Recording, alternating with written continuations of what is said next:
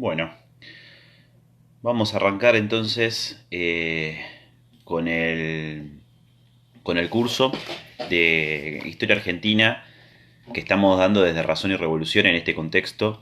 Eh, digamos, es una actividad que estamos planteando para todos acá que están conectados. Y efectivamente la idea es desarrollar una serie de clases a través de las cuales vamos a abordar problemas de historia argentina ligadas al desarrollo del capitalismo, a la consolidación del capitalismo, a problemas como el peronismo, los 70, el kirchnerismo, que son problemáticas que consideramos que son centrales de cara al problema de la lucha de clases y a la construcción de un programa político. Desde Razón y Revolución, este curso lo estamos ofreciendo con un cuerpo docente. Está compuesto, bueno, por mi persona, yo soy Juan Flores, militante de Razón y Revolución, y también miembro del grupo de investigación de la Revolución Burguesa, por director del grupo de investigación de la Revolución Burguesa, también militante de Razón y Revolución, Marina Cabat y Gonzalo Sanservino, que son también, obviamente, integrantes de la organización política Razón y Revolución y miembros del Centro de Estudios e Investigaciones de Ciencias Sociales. Dado que es un curso integrado por un cuerpo docente, hago algunas aclaraciones previo a arrancar que tienen que ver con lo siguiente. Primero que obviamente sean pacientes en materia de la transmisión. Si se llegara a cortar, va a haber otro compañero, digo, se llegara a cortar por alguna situación, razón, circunstancia que no podamos manejar, va a haber algún otro compañero también expectante, a la expectativa de lo que ocurra y continuando con la transmisión. Así que si se llegara a cortar, lo que yo les sugiero a todos es manténganse atentos, igual de todas maneras vamos a avisar, pero manténganse atentos porque efectivamente en cualquier momento vamos a retomar. La idea es que la clase arranque y termine con toda normalidad. Del mismo modo, en cuanto a la dinámica de la clase, lo que vamos a realizar es dividirlas en dos partes. Yo voy a avisar cuándo se puede abrir a comentarios como para darle un orden. Así que yo les sugiero no estén comentando o haciendo consultas durante el transcurso, por lo menos hasta cuando yo les indique. De esa manera ordenamos todo y podemos darle, bueno, un orden, efectivamente, porque de otra manera va a ser muy caótico. Entonces yo voy a avisar, digamos, cuándo vamos a abrir a una primera tanda de preguntas y luego al cierre seguramente habrá otra tanda de preguntas. Vamos a ordenarlo de esa manera. Así que bueno, estén atentos al momento en que se abre esa tanda. Por otra parte, bueno, eso en todo caso lo dejo para después de cara a las siguientes transmisiones. Vamos entonces a comenzar lo que tiene que ver con el problema de la Revolución de Mayo. ¿Por qué empezamos con este problema? ¿Por qué, digamos, abordamos un hecho histórico por todos más o menos conocido? Creo que todos en algún momento de sus vidas transitaron, digamos, el momento en el cual tienen que actuar en un acto escolar, participar de un acto escolar, como los actos que obviamente conmemoran la Revolución de Mayo. Pero aquí lo que a nosotros no nos importa tanto la efeméride, sino que nos importa comprender cuál es la importancia histórica de la Revolución de Mayo y cuál es el proceso que abre como hecho histórico. En torno a esos problemas, vamos entonces a hacer una serie de planteos. Preguntas que orientan el desarrollo del curso. Primero, ¿cuál es el origen del capitalismo argentino?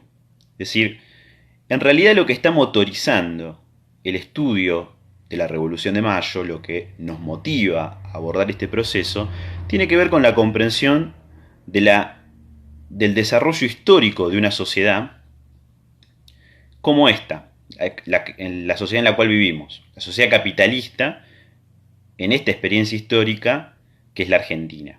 Y obviamente a lo que nos remitimos es a su punto de origen, es decir, dónde podemos empezar a rastrear el origen de las relaciones sociales que hoy son dominantes en este espacio. Por otra parte también, ¿cuál fue el sujeto que motoriza ese desarrollo? Cuando digo cuál es el sujeto me refiero a cuál es la clase social que porta el germen de ese desarrollo histórico, de esa experiencia histórica que es la Argentina capitalista. ¿Dónde lo podemos rastrear? ¿Dónde está su origen? Y del mismo modo, ¿cuáles fueron los intereses sociales que se encuentran en ese desarrollo? Es decir, ¿cuáles son los intereses sociales que motorizan a esa clase social a dar lugar a esta experiencia histórica que es la Argentina capitalista? ¿Sí? Y de esa manera, una vez que hablamos ya de una revolución, esto vamos a después a lo largo de la clase lo iremos cerrando, cuáles son esas tareas históricas que tuvo esa clase social, que tuvo esos intereses sociales, cuáles son esas tareas que motorizan a través de la Revolución de Mayo, es decir, ¿qué hay con la Revolución de Mayo? ¿Cuál es el elemento que activa la Revolución de Mayo? ¿Cuál es el proceso político que activa la Revolución de Mayo? Bueno, eso es lo que vamos a tratar de ver ligado a este problema de una clase social con intereses concretos. Para ver un poco este problema, obviamente vamos a tener que adentrarnos un poco en el escenario histórico, es decir, en los orígenes de esa clase social.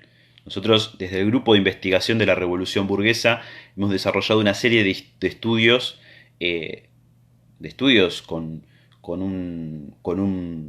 una base científica sólida, con las cuales rastreamos el origen de esa clase social. Y el primer planteo que uno podría hacer es, la clase social, o mejor dicho, el proceso histórico que se abre con la Revolución de Mayo se enmarca en ese gran proceso, esa gran época revolucionaria que fue la época de las revoluciones burguesas. Y eso ya le da un contenido, porque ya no hablamos de Revolución de Mayo, no decimos únicamente revolución acotada a un mes. Revolución de Mayo pareciera que ocurrió en un mes.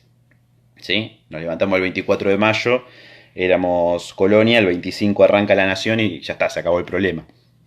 No, en realidad es todo un proceso que abre esa fecha histórica, pero amén de la fecha histórica, a lo que a nosotros nos interesa es el contenido. ¿Sí? Entonces, si hablamos de revolución, hablamos más bien de una revolución de tipo burguesa. La revolución burguesa es una época histórica en la cual el conjunto de las transformaciones, el conjunto de las relaciones sociales a nivel mundial empiezan a verse convulsionadas. Y en ese sentido comienza a operar una transformación que supone la conversión, la transformación, la destrucción de un mundo feudal y la edificación de un mundo burgués. ¿Sí? Y en ese sentido, nosotros hablamos de la Revolución de Mayo también como una revolución de tipo burguesa. Y para hablar de una revolución de tipo burguesa, lo que primero tenemos que empezar a comprender es dónde está la burguesía. Porque efectivamente, en este caso estamos hablando de un sujeto que desarrolló esa revolución, y estamos hablando efectivamente de una burguesía en un escenario donde todavía no funcionaba plenamente el capitalismo.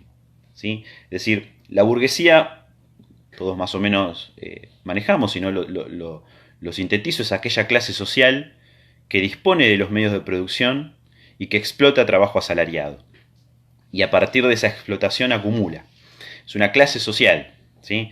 Pero, ¿dónde estaba esa clase social? ¿Vamos a encontrar un gerente de una fábrica en el 1800? No, lógicamente que no. En el desarrollo de las revoluciones burguesas, lo que uno tiene que comprender es que el sujeto histórico aparece en su forma embrionaria. No lo encontramos de una forma plena, no encontramos el pleno desarrollo de esa clase social, encontramos su forma embrionaria. Entonces, lo que nosotros vamos a tratar de ver en esta primera parte de la clase es dónde estaba este sujeto social embrionariamente planteado, que va a ser el germen de lo que es la burguesía argentina. ¿Sí? Y eso supone comprender el escenario en el cual se desarrolla. Por eso yo quería remontarme primero al escenario colonial, ¿sí? Y lo que es el virreinato del Río de la Plata. En líneas generales, ¿qué es una colonia? Una colonia, lo que fue, digamos, todo este espacio, por lo menos hasta las revoluciones, una colonia es un escenario que, digamos, del cual una metrópoli extrae una gran cantidad de riqueza por vías coactivas, por medios directos e indirectos. ¿Sí? Es un escenario que básicamente está orientado a reproducir una serie de relaciones sociales en un corazón metropolitano. Cuando nosotros hablamos de la colonia, no podemos separar la colonia de la metrópoli. Es un único escenario. Y todo ese espacio colonial es un espacio donde se desarrollan un montón de relaciones sociales que producen una riqueza, y esa riqueza es básicamente transmitida por vías económicas o extraeconómicas al escenario metropolitano. Eso es la colonia. ¿Por qué es importante entender esto? Porque efectivamente era un escenario que obstaculizaba el desarrollo de cualquier tipo de capitalismo. Lo que nosotros tenemos que entender es que en este escenario, por ejemplo, no existe el comercio libre. El comercio capitalista supone el intercambio de mercancías por su valor. En cambio, ¿qué teníamos acá? El monopolio. El monopolio era un sistema comercial, tal vez a todos les suena, que no funciona, digamos, no es un sistema comercial que es un sistema de tipo feudal. Es incompatible con el capitalismo. Siempre a lo mejor se piensa el monopolio. El monopolio, bueno, el gobierno kirchnerista habló del monopolio como Clarín, el sinónimo de Clarín. Pero en realidad, monopolio no es ni una empresa poderosa, ni la concentración de la industria, nada por el estilo. El monopolio en realidad es un sistema de tipo feudal comercial. ¿Por qué? Porque con el monopolio lo que ocurría era que había una serie de comerciantes que lo que hacían era estafar a la circulación. ¿Qué quiere decir esto? Una serie de comerciantes eran los que tenían el privilegio del rey para comerciar, y con ese privilegio, ¿qué hacían los comerciantes? Estos comerciantes de tipo feudal. Lo que hacían era fijar un precio de compra y un precio de venta. ¿Qué significa eso? Que a conveniencia, y solamente por tener ese privilegio del rey, podían, digamos, intercambiar mercancías y acumular estafando en la circulación. El comercio de monopolio era estrictamente una estafa. ¿Y qué lo habilitaba? Que el rey lo que decía era, bueno, acá no se puede comerciar, más que esta gente. ¿Sí? ¿Qué quiero decir con esto? Solamente este grupo de comerciantes estaba habilitado para desarrollar una actividad comercial. Era un espacio resguardado de la competencia.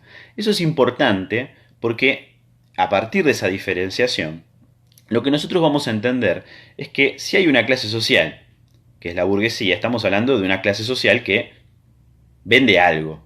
¿Sí? Pensemos, por ejemplo, en dueños de estancias. Los dueños de estancias vendían cueros. Bueno, si tenían que vender cueros, el monopolio era un problema. ¿Por qué? Porque el monopolio suponía que había un comerciante específico que era el único autorizado para comprar una mercancía. Y como estaba estipulado eso a través de este sistema feudal, ese burgués estanciero, dueño de vacas, estaba obligado a entregarle, bueno, esta mercancía por el precio que fijara ese comerciante. Y ahí estaba el problema, porque ese precio suponía que no se le reconocía todo el valor que la mercancía tenía incorporada. Pensemos, insisto, en los cueros. ¿Sí? Ahora vamos a volver sobre este tema. Pero el monopolio era una forma por la cual había una extracción de riqueza que un sector, una clase se estaba apropiando. Y al mismo tiempo, la colonia supone que había una serie de impuestos, a las actividades, tributos, como por ejemplo el tributo indígena. Había una serie de impuestos por las cuales un montón de riqueza fluía de la colonia a la metrópoli. Es concreto. Esto es importante porque es un escenario completamente hostil a la posibilidad de un desarrollo capitalista pleno. Del mismo modo, en la colonia había un montón de relaciones de producción. No solamente, recién hablamos de los dueños de las las vacas. Pero eso era un escenario específico de una región muy puntual, Buenos Aires. En el resto de América teníamos un montón de relaciones sociales. Por ejemplo, la encomienda. La encomienda era una relación de trabajo forzada, ¿sí? Que el rey, digamos, a un personaje le entregaba en modo de concesión, ¿sí?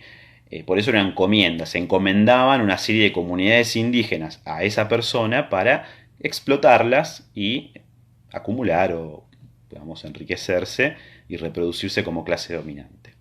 También la mita, más o menos, esto quedó más en la memoria colectiva, por decir una manera. La mita era efectivamente otro servicio de trabajo orientado en particular, la que más conocemos, la mita potosina, orientado a la producción de plata. Y a su vez esa actividad de plata tenía una serie de impuestos. ¿Por qué? Porque se cobraba lo que se llama el quinto real, que era un impuesto por el cual se extraía la metrópoli, se quedaba con una parte de la producción de la plata. En líneas generales, todos esos mecanismos de transferencias directas, que son los impuestos, como el monopolio, ¿sí? Que son las transferencias más de tipo indirecta, lo que genera es una serie de riquezas que se transfiere de una punta a la otra del escenario, ¿sí? Ahora bien, también habían otras relaciones incluso, ahora que me estaba olvidando de una muy particular, la esclavitud. Habían relaciones esclavistas a lo largo de toda América. Obviamente no en todos lados adoptaba la misma forma, pero eran relaciones sociales que existían a lo largo y ancho del mapa americano. Todas estas relaciones sociales, en la medida tal de que producían una riqueza orientada a transferirse a la metrópoli, y en la metrópoli suponía la alimentación para una clase social, ¿sí? Que era la nobleza feudal española, en tanto y en cuanto la ruta era esa, de toda esa riqueza, lo que terminaba ocurriendo es que este sistema en su totalidad era feudal. ¿Por qué? Porque lo que hacía era mantener a una clase feudal en España. ¿Se entiende? Es decir, lo importante que tenemos que comprender es que todo este escenario colonial con la metrópoli lo que hacía era generar la reproducción de una clase social dominante en el escenario metropolitano. Para eso apelaba, por supuesto, a estos encomenderos, a los comerciantes monopolistas, a la burocracia colonial, a la iglesia. Es decir, había una serie de actores, de clases sociales que estaban instaladas en el suelo americano, pero toda esta actividad, toda esta producción y transferencia de riqueza estaba orientada a sostener a una clase social. Y esa clase social es la nobleza feudal. Por eso entonces hablamos de que la colonia, y este es el primer concepto que nos tiene que quedar, la colonia era una colonia de tipo feudal. ¿Sí? Era un escenario feudal. ¿Por qué? Porque formaba parte de un universo feudal que era el feudalismo, digamos, español. ¿Sí? Entonces, eso como primera medida. El Virreinato del Río de la Plata en concreto aquí se construye tarde. Es un escenario de desarrollo bastante tardío. En 1776 se crea el virreinato. Antes era prácticamente el patio trasero de América, donde había básicamente la actividad esencial era el contrabando. Y a partir del 78 se crea una suerte de reglamento que se llama libre comercio, reglamento del libre comercio. Contra lo que el nombre dice, en realidad no era el comercio libre, seguía siendo un comercio monopólico, pero se le llama de libre comercio porque supone la apertura de nuevos puertos, entre ellos el de Buenos Aires. Antes solamente se comerciaba con puertos muy específicos. Bueno, a partir de ahora se van a crear nuevos puertos, nuevas actividades, particularmente en Buenos Aires, que va a ser el motor del Virreinato del Río de la Plata. A partir de eso también, obviamente, conectada con la salida de la Plata de Potosí, ¿sí? Que también queda dentro del territorio de este virreinato nuevo, que es el Virreinato del Río de la Plata. Bueno, en todo este escenario vamos a encontrar efectivamente una burguesía. ¿Dónde estaba la burguesía de Buenos Aires? Bueno, como dije antes, no la vamos a encontrar de una forma plena. Si uno espera el gerente de Peugeot instalado en Buenos Aires del 1800 en un pueblo con 40.000 habitantes, bueno, tiene las expectativas un poco altas. La burguesía la vamos a encontrar, sí, pero en el campo. Lo importante acá es que nosotros hicimos un estudio por el cual, digamos, logramos descubrir que había una clase burguesa instalada en la campaña de Buenos Aires. La campaña es el campo que circunda la ciudad de Buenos Aires, y que básicamente acumula a partir de la explotación de trabajo asalariado. También secundariamente de esclavos, pero sobre todo de trabajo asalariado.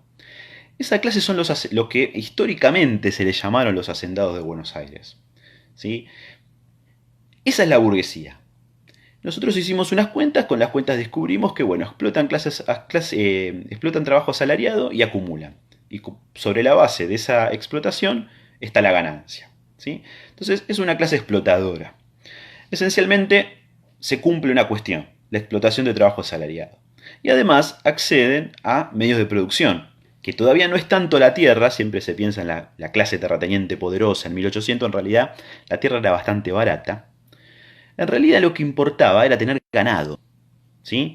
Lo que importaba era que habían clases sociales que tenían ganado, la burguesía, y a partir del ganado, que era lo que más valía, también tenía, digamos, accedía a mano de obra por la vía de la explotación. Bien, esto entonces es el escenario inicial de las relaciones capitalistas. Son los hacendados de Buenos Aires. Esta es la primera forma que adopta la burguesía argentina. Argentina en realidad, estoy adelantándome varios pasos, pero es el embrión de la burguesía argentina. Bien, pero si hablamos entonces de una clase que es embrionaria, lo que tenemos que pensar es, bueno, ¿cuáles son los obstáculos? ¿Por qué no es una clase que se ha desarrollado plenamente? ¿Por qué hablamos de una clase embrionaria? Bueno, embrionaria supone, sí, el germen de algo, pero ese germen, para desarrollarse, tiene que, digamos, liberarse de ciertos obstáculos. Uno de esos obstáculos ya los mencionamos, el monopolio. Por eso yo me tomé unos minutitos para hablar del monopolio. El monopolio es un obstáculo al desarrollo de la burguesía, digamos, de la campaña de Buenos Aires. ¿Por qué es un obstáculo? Y porque si esa burguesía tiene que vender un cuero al mercado internacional, por ejemplo, tendría que apelar necesariamente al monopolio. ¿Sí? Bueno, eso es un problema porque supone que el comerciante que le va a comprar el cuero al estanciero no le va a reconocer el conjunto de su valor. Entonces no puede valorizar sus cueros en esa coyuntura. Entonces el monopolio es un obstáculo. ¿Sí? No por nada, la primer clase, después lo vamos a ver mejor, contrarrevolucionaria, es la del comerciante monopolista. Ahora lo vamos a ver mejor eso. Luego también el problema de la tierra. La tierra en realidad yo dije que era barata, pero era barata también porque en una circunstancia Buenos Aires, si se hacen una idea, Buenos Aires no es lo que era hoy. Buenos Aires era la ciudad y poco más, llegaba hasta el río Salado y uno para de contar.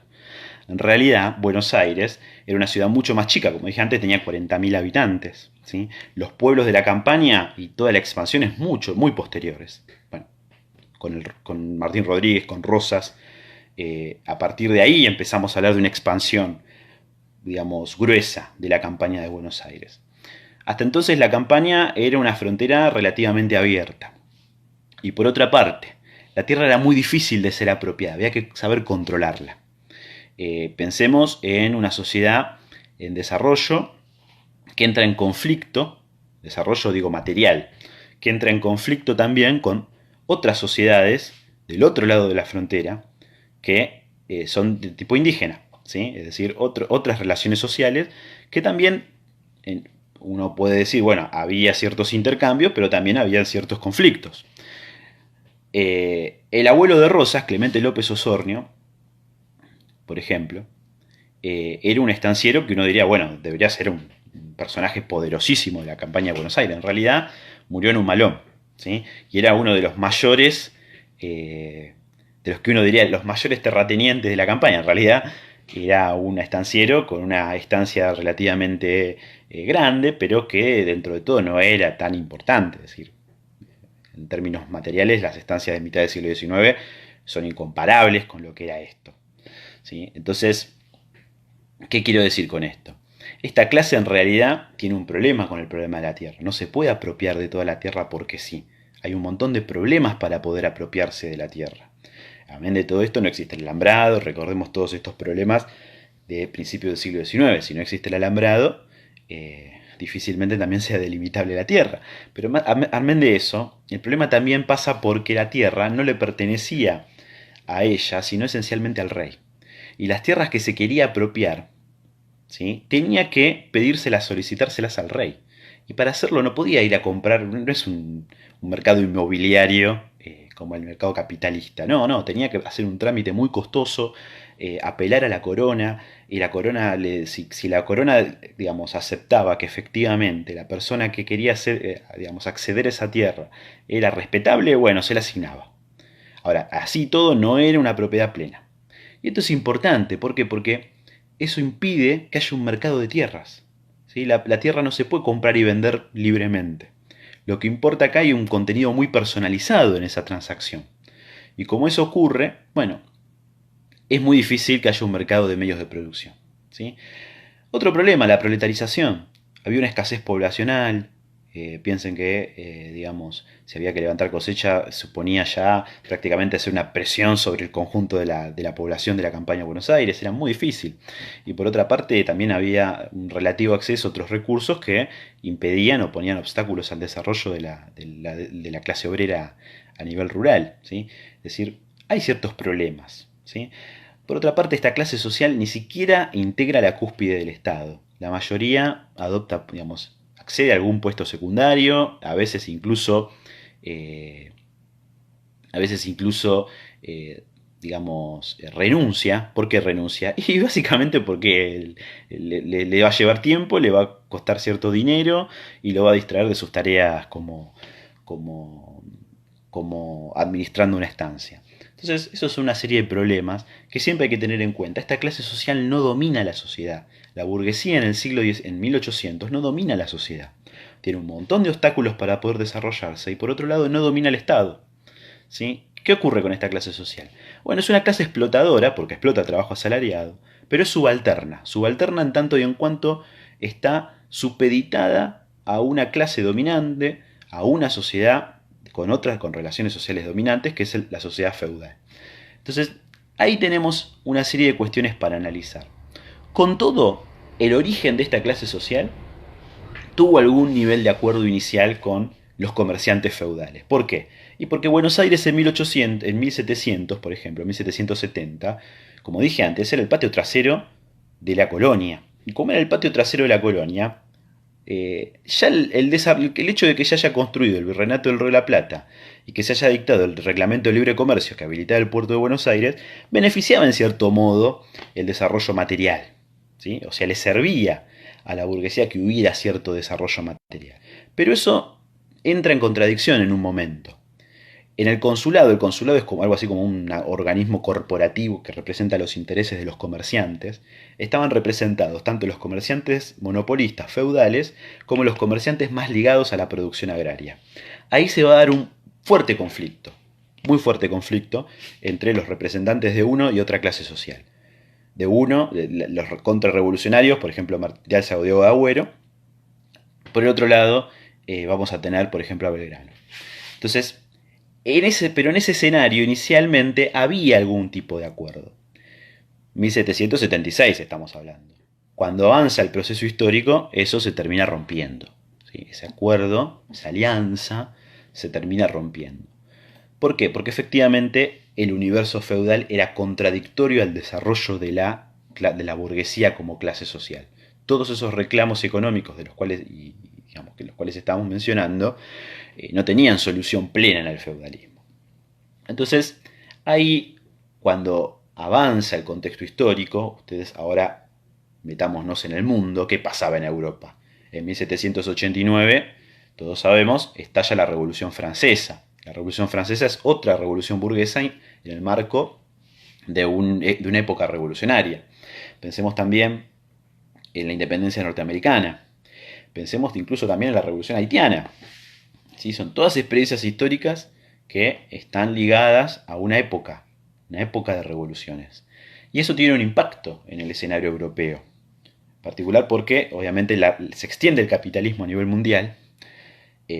Y con la Revolución Francesa también se empieza a expandir en toda Europa, llegando a poner en un problema ahí a España, particularmente a España. España, lo sintetizo rápidamente, España tiene una serie de relaciones más o menos complicadas. Tiene que aliarse a veces con Francia contra Inglaterra, a veces con Inglaterra contra Francia. El asunto es que la guerra siempre termina llevándola al colapso. ¿Sí? entra como un círculo vicioso que lleva al colapso a la nación. Y eso supone a la vez un colapso del comercio monopolista, un colapso de las relaciones coloniales, y eso obviamente debilita fuertemente a España. Piensen luego que la batalla de Trafalgar, que luego lleva al bloqueo y digamos, el bloqueo inglés, ¿no? Que Inglaterra luego trata de invadir lo que es el escenario de Buenos Aires. Bueno, todo eso se explica por un escenario complicado para España. Y eso es importante porque a partir de ahí, en ese contexto histórico, vamos a ver una burguesía ya con reclamos más revolucionarios. Si inicialmente le convenía tener una alianza con los comerciantes feudales, o los comerciantes monopolistas, es lo mismo, es un sinónimo, luego empezará a adoptar un programa más abiertamente revolucionario, más acorde a los intereses históricos de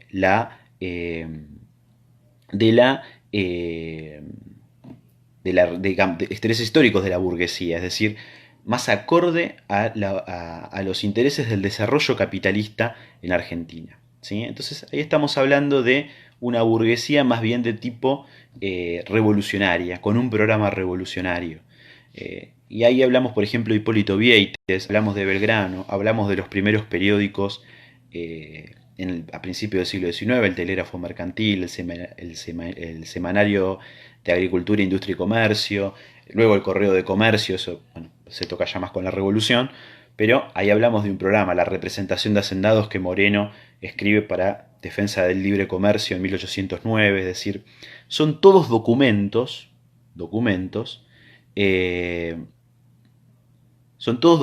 digo, donde se puede observar ese programa revolucionario. Y es una clase social que efectivamente está produciendo ideas.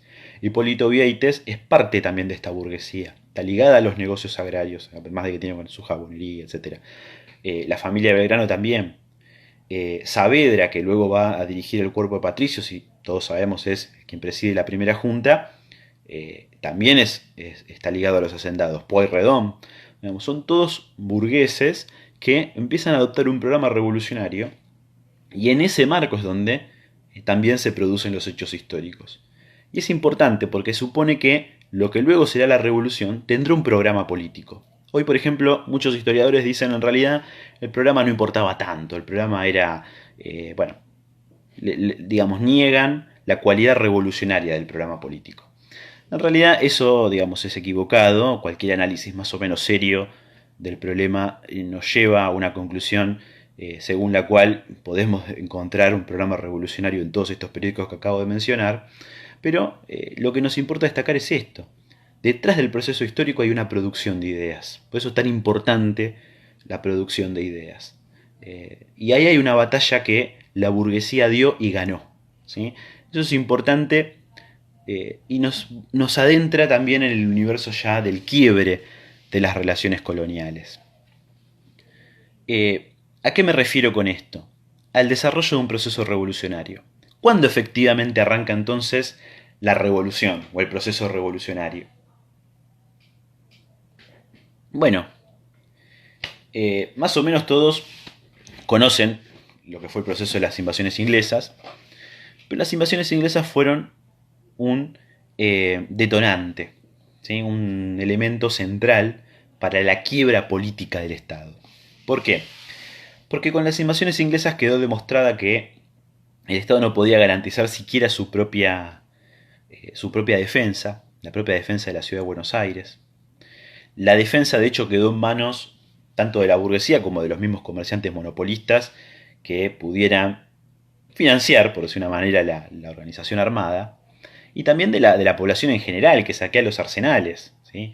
Es decir, luego, obviamente, esa dirección queda en manos de Liniers, que será el comandante en armas, pero amén de todo eso, no importa. El problema es que lo importante es que la población en general, digamos, se arma, se organiza de manera armada para la defensa de Buenos Aires. Y eso marca la debilidad del Estado, porque el Estado no puede sostener de manera ordenada su propia defensa. ¿Y ahí qué ocurre? Bueno, más o menos siempre manejamos el dato de Sobremonte que escapa con las arcas, etcétera, etcétera. Bien, eso es un detalle importante, pero amén de todo eso, lo importante es que se desencadena en términos políticos. Lo que se desencadena entre 1806 y 1810 es un proceso histórico muy complicado, muy convulsionado, más que complicado, convulsionado. Primero, como dije antes, gente armada es un problema para el orden del Estado, ¿sí? Siempre y cuando entendamos que el Estado como la organización, el aparato de dominación política de una clase sobre otra. Bien, esa clase tendrá un problema si el Estado se encuentra ante una sociedad masivamente armada. Cuando acá hablamos de masivamente armada, pensemos en, por ejemplo, 10.000 personas con capacidad de armarse en una ciudad de 40.000 personas. ¿Sí? 40.000 habitantes tenía Buenos Aires. Bueno, 10.000 personas estaban en condiciones de armarse. Y esas 10.000 personas, 8.000 personas estaban efectivamente armados. Ese dato estadístico es importante porque estamos hablando de un cuarto de la población armada. ¿Sí? Y el Estado tenía una serie de inconvenientes ante un escenario semejante. Porque no podía ordenar, ¿sí? Una de las bases más importantes de la dominación política de una clase sobre otra. Bien, era un quiebre importantísimo para la dominación del Estado. Pero además de todo eso, encontramos que en las milicias hay un fuerte desprecio por la jerarquía. Una serie de fuentes nos indican, incluso, cómo despreciaban la simbología, ¿sí? La simbología toda la simbología militar,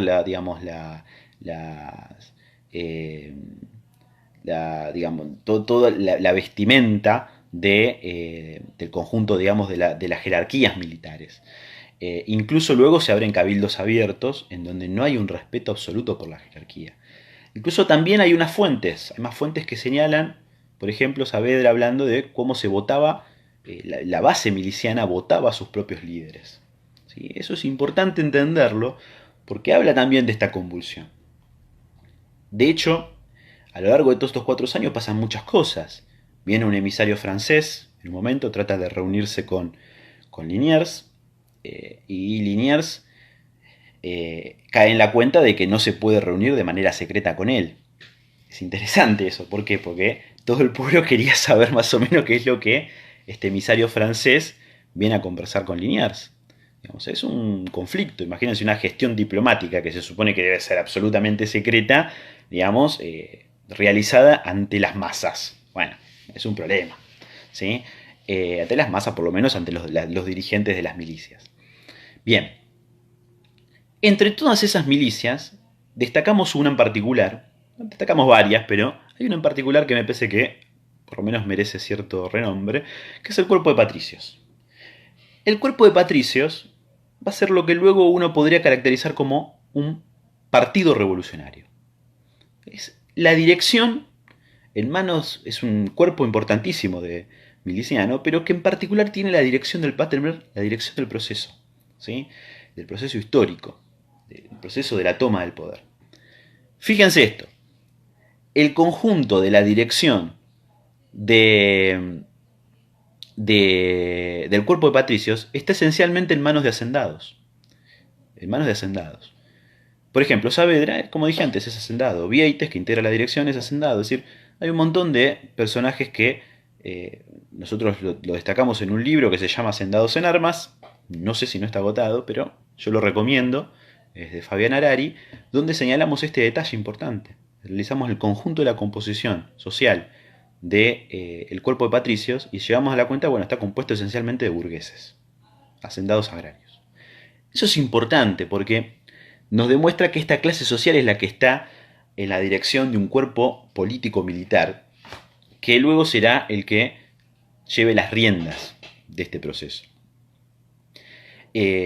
Ahora bien, a todo esto, en 1806-1807, luego entre la primera y segunda invasión y luego de la segunda invasión, hay 2 cabildos abiertos muy importantes. En uno se proclama que Liniers sea comandante en armas. En el segundo, ¿sí?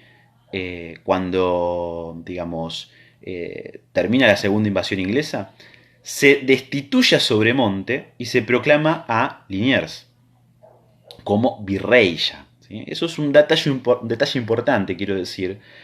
¿Por qué? Porque un virrey siempre era elegido por la metrópoli, ¿sí? No era elegido por el pueblo de Buenos Aires en un cabildo abierto ni nada por el estilo. Y cuando hablamos de cabildo abierto no estamos hablando de una proclamación pacífica, estamos hablando de milicias organizadas, como dije antes, de forma armada, yendo a reclamar la destitución del virrey. Obviamente, imagínense el escenario. Es un escenario conflictivo, problemático en tanto y en cuanto hablamos de gente armada en la calle, etcétera, etcétera. Ese era el contexto. Y en ese contexto se destituye un virrey y se pone otro. Eso es toda una novedad histórica, porque, como insisto, esto antes era, gestionado directamente por la metrópoli. Con todo, ¿qué lugar tiene tiene el virrey Liniers en este contexto? Bueno, Liniers no es tanto un revolucionario. Siempre se habla del virrey que por ahí era un agente de Napoleón o cosas por el estilo. En realidad, el virrey Liniers tenía como función en este momento histórico el reordenamiento del Estado sobre la base de una sociedad que, como dije antes, estaba, convulsionada. Incluso a medida que va avanzando el proceso, esa sociedad convulsionada se va polarizando cada vez más. Por un lado hablamos del cuerpo de patricios, pero también vamos a hablar de milicias abiertamente contrarrevolucionarias. En ese escenario, en un escenario que tiene estas características, Liniers va a asumir como un personaje que va a mediar en un empate social, por decirlo de una manera. ¿Qué significa esto? Que va a tratar de reorganizar, el poder del Estado, desarmar a las milicias, lo cual supone desarmar la base del poder de las milicias, y reconstruir, como digo, el poder de fuego del Estado. Es decir, la función de Liniers es la restitución de la dominación de una clase social, ¿sí? La clase dominante. Es decir, Liniers no era un agente revolucionario burgués, al contrario, era un agente del orden del rey. Pese a cómo haya llegado al poder, eso ya más o menos lo relatamos. Pero Liniers termina siendo un agente contrarrevolucionario. No es casualidad que luego de la revolución, cuando comienza a tomar sus primeras medidas de expansión, ¿cuál es una de las medidas más drásticas que toma? El fusilamiento de Liniers, ¿sí? No es casualidad. Entonces, eso como primera cuestión. Ahora bien, avanzado el proceso, llegamos a 1808, en Europa pasan muchas cosas, la revolución se sigue expandiendo y en particular llega a la metrópoli. Vamos a tener las invasiones en España que terminan con un proceso de abdicaciones, no voy a dar mucho detalle de eso en este momento, pero que lleva a efectivamente, la creación luego de una Junta Central de Sevilla que va a reemplazar el poder del cautivo Fernando VII. ¿Sí? Es una junta que arma el pueblo, que se rebela contra las autoridades francesas, que había quedado en manos de José Bonaparte, y que efectivamente era un momento, era una autoridad que estaba muy cuestionada por el pueblo español. Y a partir de ahí se empiezan a gestar sus propias autoridades, sus propias juntas, que luego se van a centralizar en una gran junta, que es la Junta Central de Sevilla. Bien, ¿cuál es la respuesta que hay de todo esto en América? Bueno, en América uno siempre piensa, la Junta siempre piensa en la primera Junta. En realidad, previamente hubieron otras juntas. Primero, la Junta de Montevideo. La Junta de Montevideo es una junta que va a durar hasta julio de 1809, y es una junta que se declara contrarrevolucionaria. Bueno, no lo dice con estos términos, se declara leal a la Junta Central de Sevilla. Y luego en Buenos Aires también va a ocurrir que va a haber un intento de golpe del partido contrarrevolucionario contra Liniers. Fíjense qué interesante, contra Liniers, a pesar de que Liniers intentaba reordenar el cauce político. Intenta, decía el partido contrarrevolucionario, un golpe para apropiarse, del escenario político armando una junta que también tendría características contrarrevolucionarias. Esto es en 1809, más precisamente el 1 de enero. Eso termina siendo desbaratado, fracasa. Y fracasa porque el cuerpo de patricios en este escenario, considera que le corresponde sostener a Liniers, o le conviene más que le corresponde, le conviene sostener a Liniers. ¿Sí? Y ese es el escenario en el cual ahí termina efectivamente de tener una primera derrota la contrarrevolución, una derrota fuerte. No va a ser la derrota definitiva, pero es una derrota fuerte. Bien. Después también en América hay otras juntas, la Junta de la Paz y la de Chuquisaca. Son dos juntas que también fracasan, son liquidadas, pero que son expresiones revolucionarias en un escenario de convulsión del reino, ¿se entiende? Es decir, de la crisis terminal del reino. Con todo, la Junta Central de Sevilla intenta, intenta resolver el problema. ¿Cómo? Bueno, reemplaza a Liniers con un nuevo virrey que envía en 1809, que es Cisneros. ¿Sí? Cisneros lo que intenta obviamente es poner orden, ¿sí? Pero se encuentra con un escenario absolutamente convulsionado, como dije antes, no solamente ya convulsionado, sino polarizado. Lo que importa aquí es que además esa polarización es cada vez más clara. ¿Sí? ¿Qué significa esto? Por ejemplo, lo que tenemos es un virrey que lo que intenta hacer es, disolver el poder revolucionario. ¿Sí? Pero en algunas cartas señala, no puedo. ¿Sí? ¿Por qué? Porque efectivamente la sociedad está polarizada. ¿Sí? Y por otro lado también nos encontramos a los revolucionarios que estaban debatiendo en ese momento concreto una serie de cuestiones. Por ejemplo, si lo recibían o no. Algunos eran partidarios de decir, no lo recibimos. Es más, nos corresponde ahora, es el momento para hacernos del poder. Bueno, eso fue un debate también en el Partido Revolucionario. Bueno, fíjense qué conflictiva era la sociedad como para que Cisneros pudiera poner un orden. ¿Sí? A todo esto, en el medio, esto es un detalle que quizá me olvidaba de mencionar, pero que a mí siempre me resultó muy interesante. En el medio nos encontramos con Pueyrredón. Pueyrredón, que siempre es más reconocido por un gobierno posterior, que es el directorio. En realidad Pueyrredón también es un revolucionario y tuvo una actividad revolucionaria muy interesante en estos años. Cuando terminó las invasiones inglesas, la segunda invasión, fue enviado como diplomático a España. Y en España, en lugar de uno decir, bueno, claro, se cruza con la caída del rey en 1808, ¿sí? Con las invasiones napoleónicas en 1808, y es un escenario complicado. ¿Sí? Bueno, ¿a quién le es leal Pueyrredón en 1808? ¿Al rey cautivo? En absoluto.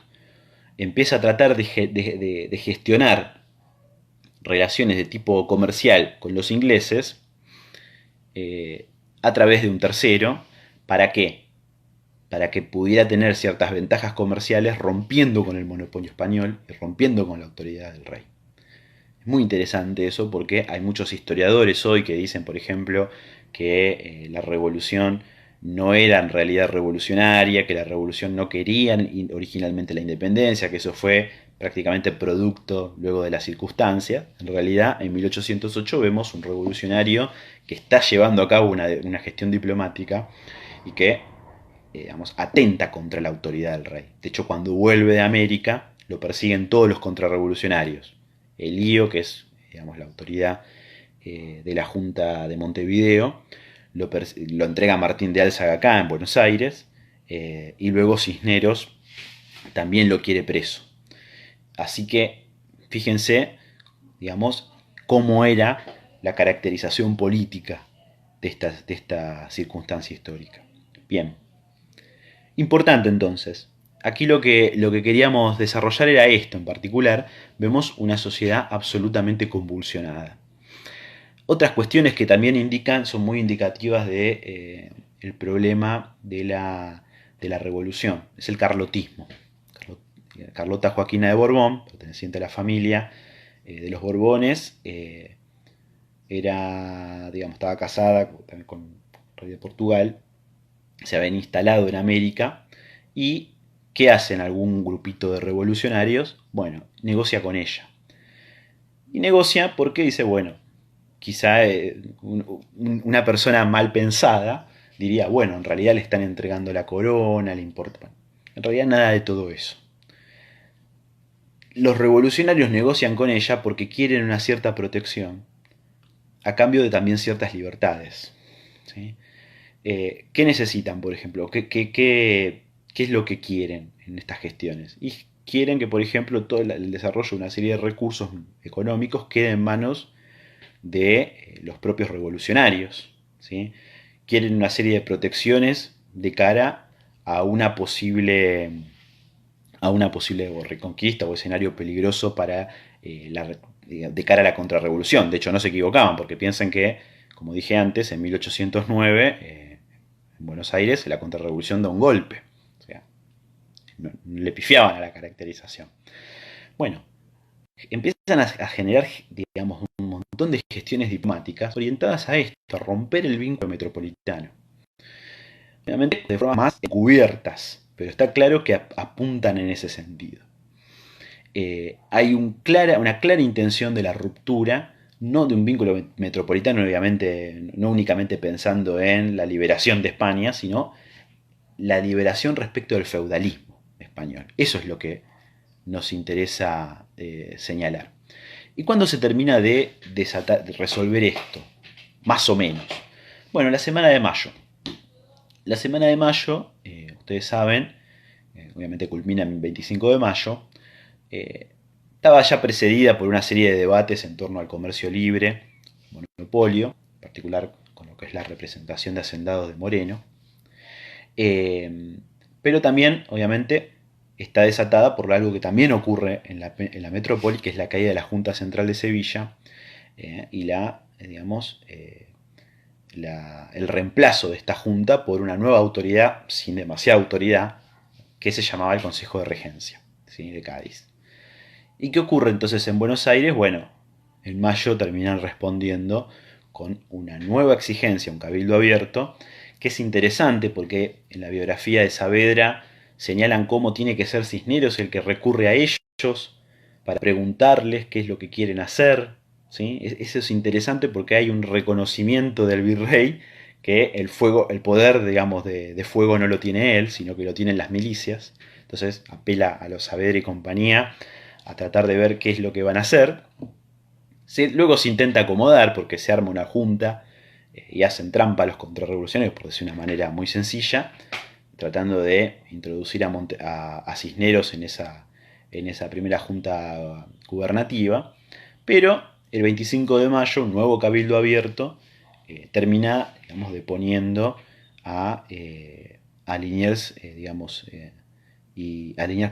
a Cisneros de la Junta Provisional Gubernativa, y ahí se configura lo que todos conocemos como Primera Junta. Ahora, lo importante de esta semana, que muchas veces queda un poco oscurecido, es que el armado de esta primera junta no estuvo exenta de violencia. De la presión de las milicias. Ustedes van a ver en la bibliografía, que es un libro que se llama ¿Qué fue la Revolución de Mayo? Bueno, yo soy el autor.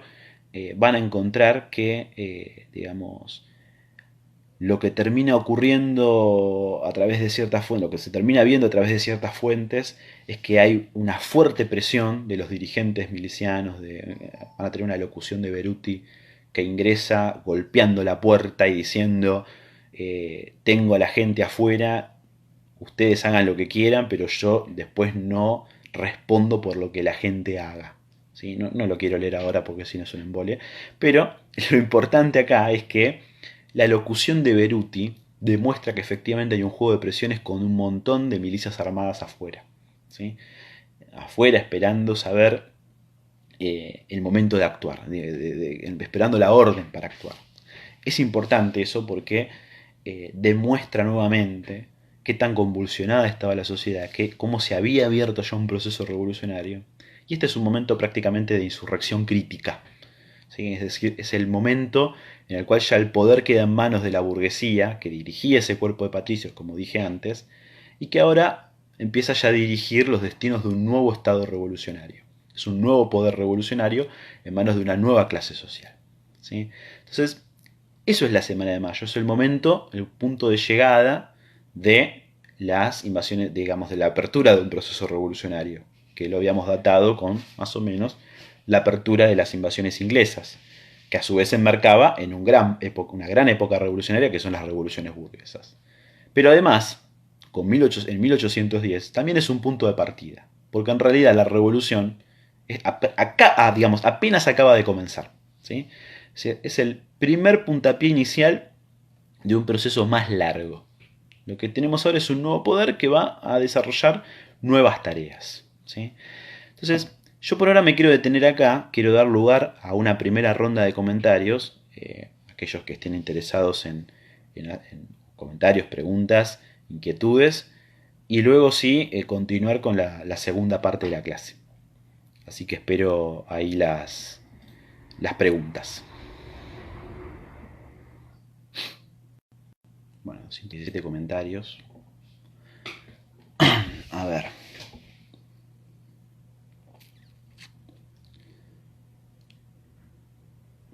Bueno, primero pregunta Oriana Bongiovanni si sería correcto hablar de Liniers como una especie de conciliador de clases.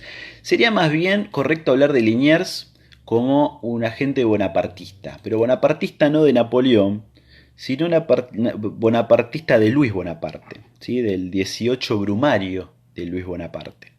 Es una acepción es una acepción en realidad que surge posteriormente, pero ¿cuál es la lógica? Justamente esto.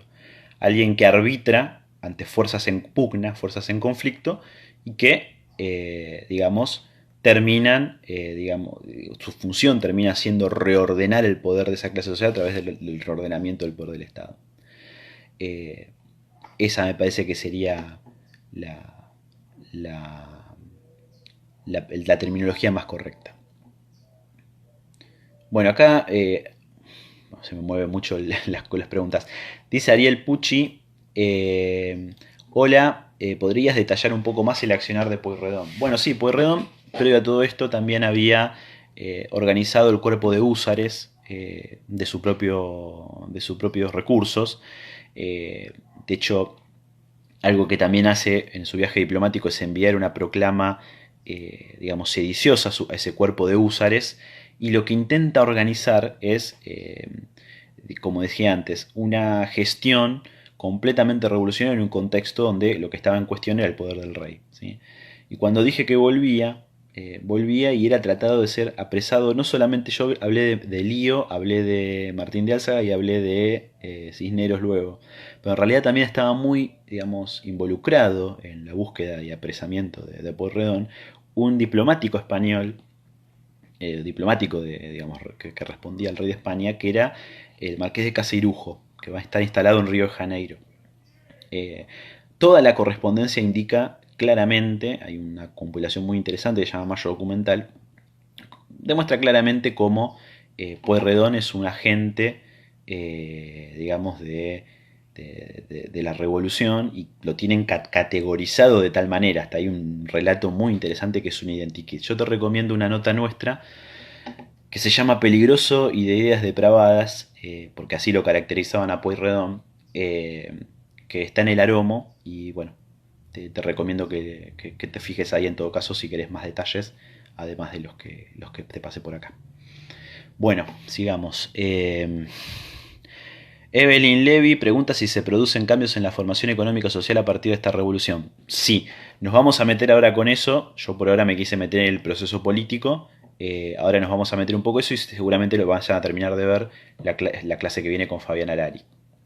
Bueno, ya hay un proceso, pregunta Claudio, ya hay un proceso embrionario de acumulación originaria cuando la burguesía llega al poder. Sí, hay un primer proceso de acumulación, pero en realidad, digamos, justamente con los resortes del poder político del Estado va a continuar este proceso sobre la base, digamos, de tener el poder del Estado, desarrollar todas las tareas de la revolución. Pero bueno, hay algo de eso. Bueno, perdónenme, pero los comentarios a medida que salen se cambian mucho, entonces no llego a leer todos. El feudalismo, pregunta Mandrés Prisuk. Según su opinión, ¿el feudalismo termina o se reconfigura? Hoy en las regiones de nuestro país, sobre todo en el norte, se sigue hablando de feudalismo o de neofeudalismo. Bueno, esa pregunta es muy interesante. El feudalismo, categóricamente te digo, se termina, ¿sí? Es decir, las transformaciones que se van a desarrollar en todo el espacio nacional van a dar por tierra esas relaciones de tipo feudal. Y luego en todo caso lo verán con las clases del siglo XX, pero muchas veces lo que se caracteriza como relaciones de tipo feudal, en el norte en particular, que es justamente donde muchas veces se habla de campesinos o de señores feudales, de los feudos de las provincias, etcétera, etcétera, en realidad no reconocen el carácter capitalista que hay detrás de esas relaciones sociales. Eh, Hay que hacer siempre un análisis más concreto. Yo te propongo muchas lecturas, en todo caso después te paso, muchas lecturas del Aromo que apuntan en ese sentido. Bueno, ¿por qué fue revolución? Pregunta Gonzalo Vargas. Bueno, la revolución es una revolución, dijimos, burguesa, y es una revolución también porque a partir de la toma del poder político del Estado se van a desarrollar una serie de transformaciones. La totalidad de esas transformaciones no las vamos a completar hoy. Las vamos a ver en su totalidad complementados con la clase de Harari, que va a estar que va a ser la clase que viene. ¿Sí? Pero, ¿qué es lo que vamos a tener de balance? El desarrollo y la construcción de un capitalismo donde la burguesía va a ser una clase hegemónica. Hasta ahora venimos diciendo que la burguesía es una clase embrionaria, explotadora y subalterna. No es dominante de este espacio. Eso va a cambiar con la revolución. La revolución transforma las relaciones sociales de producción. Bueno, ¿cómo impactó en las otras provincias lo que pasaba en Buenos Aires? Ahora lo vamos a ver. Eso ya denme un ratito y lo vamos a ver. Yo siendo profe de historia sé que la Revolución de Mayo fue un proceso político contradictorio. Se buscaba una separación de España, pero se jugó... Eso es... Bueno, perdón. Pregunta Eliana Salpietro algo vinculado al problema de la máscara de Fernando. Ahora lo vamos a ver eso. Todas estas cuestiones son problemas ligados a qué va a ser la revolución en el poder y es la segunda parte de esta clase. Bien. Usted trató un artículo junto a Fabián Harari, Razones de pobres los explotados en la revolución burguesa. ¿Podría referirse de qué manera procedieron las clases explotadas, es decir, la población de peones asalariados, esclavos, campesinos, etcétera? ¿Qué papel cumplen en esa revolución y cómo se relacionan con la clase que direcciona la revolución? Bueno, buena pregunta. Apunta justamente a cuál es el papel de los explotados en la revolución. Es muy interesante porque hay mucho para discutir al respecto. Obviamente con la formación de la organización de las milicias estamos hablando de la introducción en el escenario de estas clases explotadas como clases que también forman parte de las milicias. Ahí lo que vamos a ver de todas maneras es que, y ahí creo que es lo que hablas vos del artículo Razones de Pobres, justamente el asunto es que las clases explotadas intervienen, ¿sí?, en una alianza con estas clases que pujan por el poder del Estado, que en realidad el análisis del texto que vos decís apunta más que nada ya con la revolución en el poder. Es un análisis más bien de los años tardíos de la década revolucionaria. Pero justamente buscan una fracción burguesa, lo que quiero decir es, estas clases explotadas buscan una fracción de intereses más inmediatos, ¿sí? Los intereses concretos. Y en ese artículo justamente discutíamos con Gabriel Di Meglio, la visión que, bueno, más o menos lo deben conocer por Canal Encuentro, en donde básicamente se señala que las masas intervienen o por amor a la patria en un sentido premoderno, o bien por, digamos, también algunas cualidades que tuviera algún otro líder. O sea, si uno lee la conclusión del libro, básicamente versa sobre eso. En realidad queda bastante claro que el problema es que fracción burguesa le pueda garantizar el sostén material, le pueda pagar el salario, pero además le pueda defender la posibilidad de ser un miliciano. El miliciano, esto yo no lo expliqué, pero por ahí conviene que lo explique, el miliciano es diferente a quien está en un ejército de línea. ¿Sí? El miliciano no va a la guerra, no es ni profesional, ni es destinado al frente de batalla en el norte, por ejemplo, en el Alto Perú. No, el miliciano en realidad vive en su lugar de de trabajo, digamos, se sigue sosteniendo donde vive, ¿sí? Y a partir de ahí se organiza, se arma, es justamente por eso es el miliciano que se organiza por la defensa de Buenos Aires, pero justamente reniega de ser destinado a acuartelamiento, digamos, que no responda a poder sostenerse en su ámbito de residencia. Entonces, digamos, la condición de miliciano también es un elemento a defender.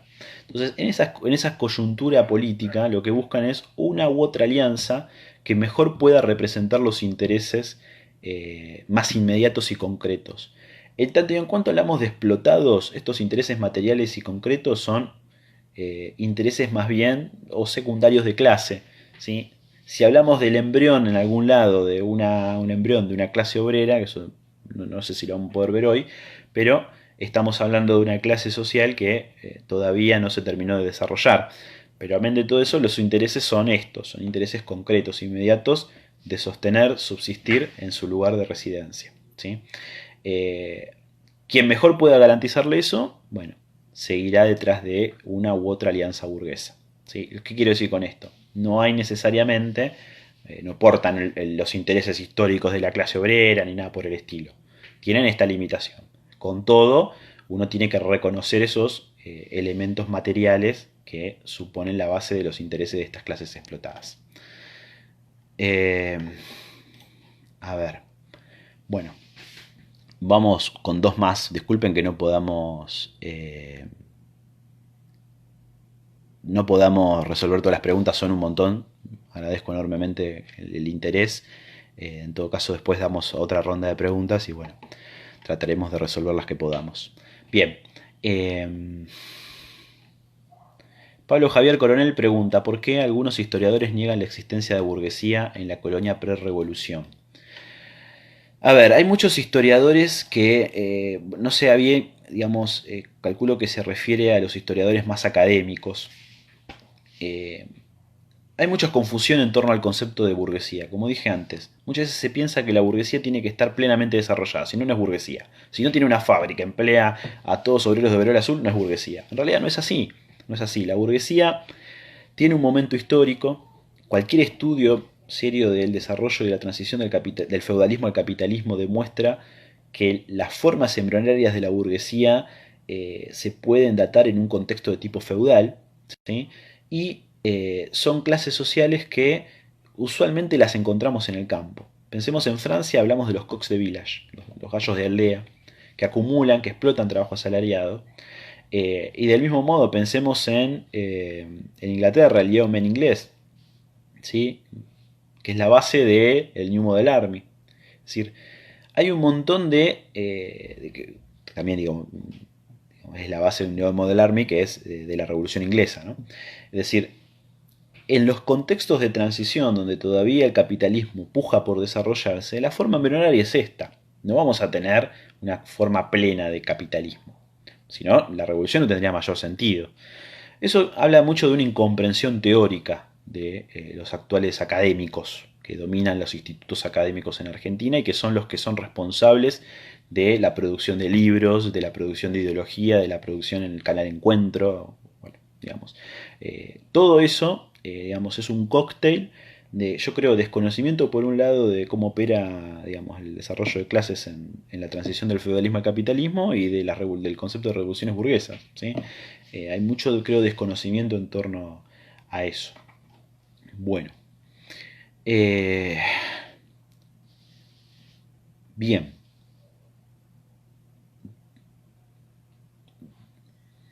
Vamos entonces a continuar porque, bueno, se va a hacer muy largo y son 4, 5 y 20. Vamos entonces con lo que es la revolución en el poder.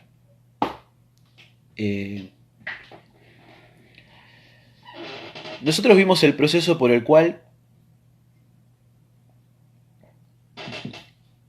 digamos, una burguesía se hace digamos, cargo del poder del Estado. Bien, ¿cuáles son sus primeras tareas? Es decir, yo dije, porque alguien me lo preguntó, si alguien me había preguntado si la revolución terminaba con el feudalismo. Yo dije que sí. y que se transformaba las relaciones sociales, etc. Yo dije que sí, categóricamente que sí. Ahora lo vamos a ver en los primeros 10 años, digamos, la construcción del capitalismo. La vamos a ver en 1820 y uno por ahí se va a quedar con, digamos, tiene la expectativa de nuevamente muy alta. ¿Por qué? Porque es una tarea que en realidad se mide en el largo plazo. La burguesía tiene una serie de tareas. Yo más o menos dije algunas. El desarrollo del comercio tipo capitalista, la proletarización de la fuerza de trabajo, el desarrollo de un mercado de tierras. Es decir, hay un montón de tareas que son tareas de una clase social como la burguesía. Sin embargo, en estos primeros 10 años estamos muy condicionados por un elemento que es el elemento central, que es la contrarrevolución. Si bien estamos hablando de que se hizo cargo del poder del Estado en Buenos Aires, la contrarrevolución sigue viva. ¿Sí? Pensemos en Lima. En Lima está el virrey Abascal, por ahí no tan conocido de nombre, pero era el virrey, que era el virreinato del Perú. Pensemos en Montevideo, que es peor todavía porque es más cerca, donde luego hay hablamos de justamente la Junta de Montevideo, pero luego va a haber un virrey, que es Elío, que el gobernador de Montevideo se nombra virrey y es leal al Consejo de Regencia de Cádiz. ¿Sí? Luego con la batalla de Rancagua, también la contrarrevolución se expande a Chile. Y luego, cuando vuelve Fernando VII en 1814, y cuando se termina de configurar toda una alianza a nivel europeo de monarquías, lo que es la Santa Alianza, se termina, digamos, potenciando la posibilidad de un peligro de una reconquista. Entonces, la contrarrevolución no es un problema que se resuelve de la noche para la mañana. ¿Sí? Incluso en Buenos Aires, terminar de resolver ese problema tomó un tiempo. Tomaron por lo menos 2 años. ¿Sí? Es decir, se hicieron cargo del poder del Estado, pero lo primero que tuvieron que hacer fue proteger ese poder de cara al problema contrarrevolucionario. Es decir, la primera tarea de la revolución es resolver la contrarrevolución. Una cuestión interesante. Y ahí lo que primero vamos a tener es el problema de la expansión geográfica y la expansión del poder de la revolución, del ámbito de influencia del poder revolucionario que reside en Buenos Aires. En particular porque todo el proceso histórico en estos primeros 10 años está condicionado por el hecho de que hay que gastar en el ejército, en las campañas militares. Es decir, no se puede esperar la transformación plena, el desarrollo pleno capitalista, cuando en realidad el problema más urgente es financiar un ejército. ¿Sí? Y ahí tenemos varias campañas. Por un lado, la campaña norte.